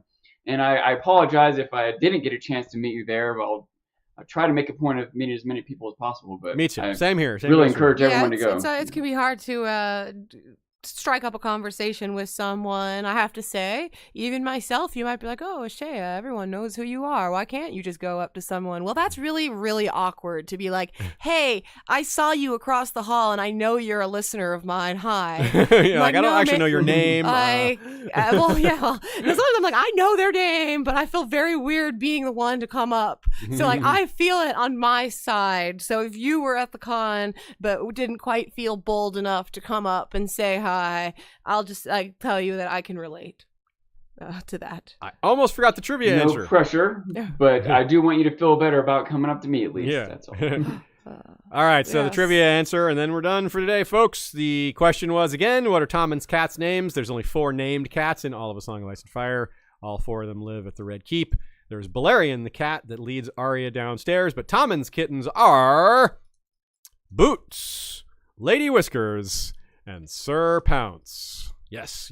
Great names for cats. I couldn't think of Lady Whiskers. I knew the other 2, but not that one. Apparently, Lady Whiskers is the dominant one. She's the one that stole the rat from Sir Pounce, and Cersei said Sir Pounce has to learn to defend his rights if in this world of whatever she says. It's like, yep, there's got to be foreshadowing in that somewhere. There's a symbol. This is symbolic somehow, isn't it? Yeah, but that's for another time. Thank you all for coming. We hope you enjoyed our coverage of Ice and Fire Con, of David J. Peterson's language information drops and his anecdotes from behind the scenes, as well as all of our corrections, comments, and clarifications from Valor Regis to date in 2022.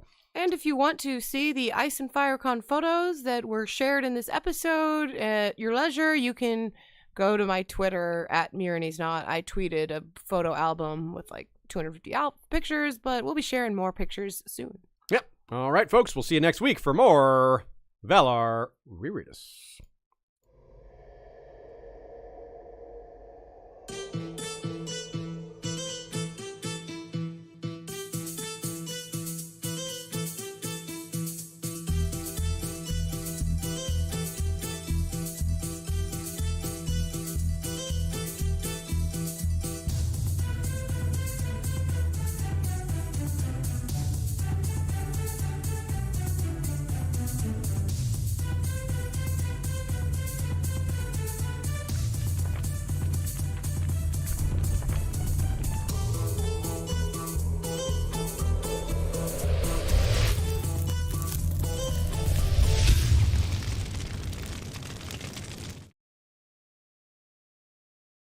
We forgot to show y'all a cat, so here's Xerxes in the box. Just a little outro for you. Oh, and he's stretching. Yeah, anyways. Now I'll just leave this on until he leaves. How about that? We'll just let the stream keep going. Does that sound good to y'all? No, anyways. Xerxes looks cozy. He was there for about half the episodes he got into that box. Anyways, there y'all go. Bye. Valar Reread.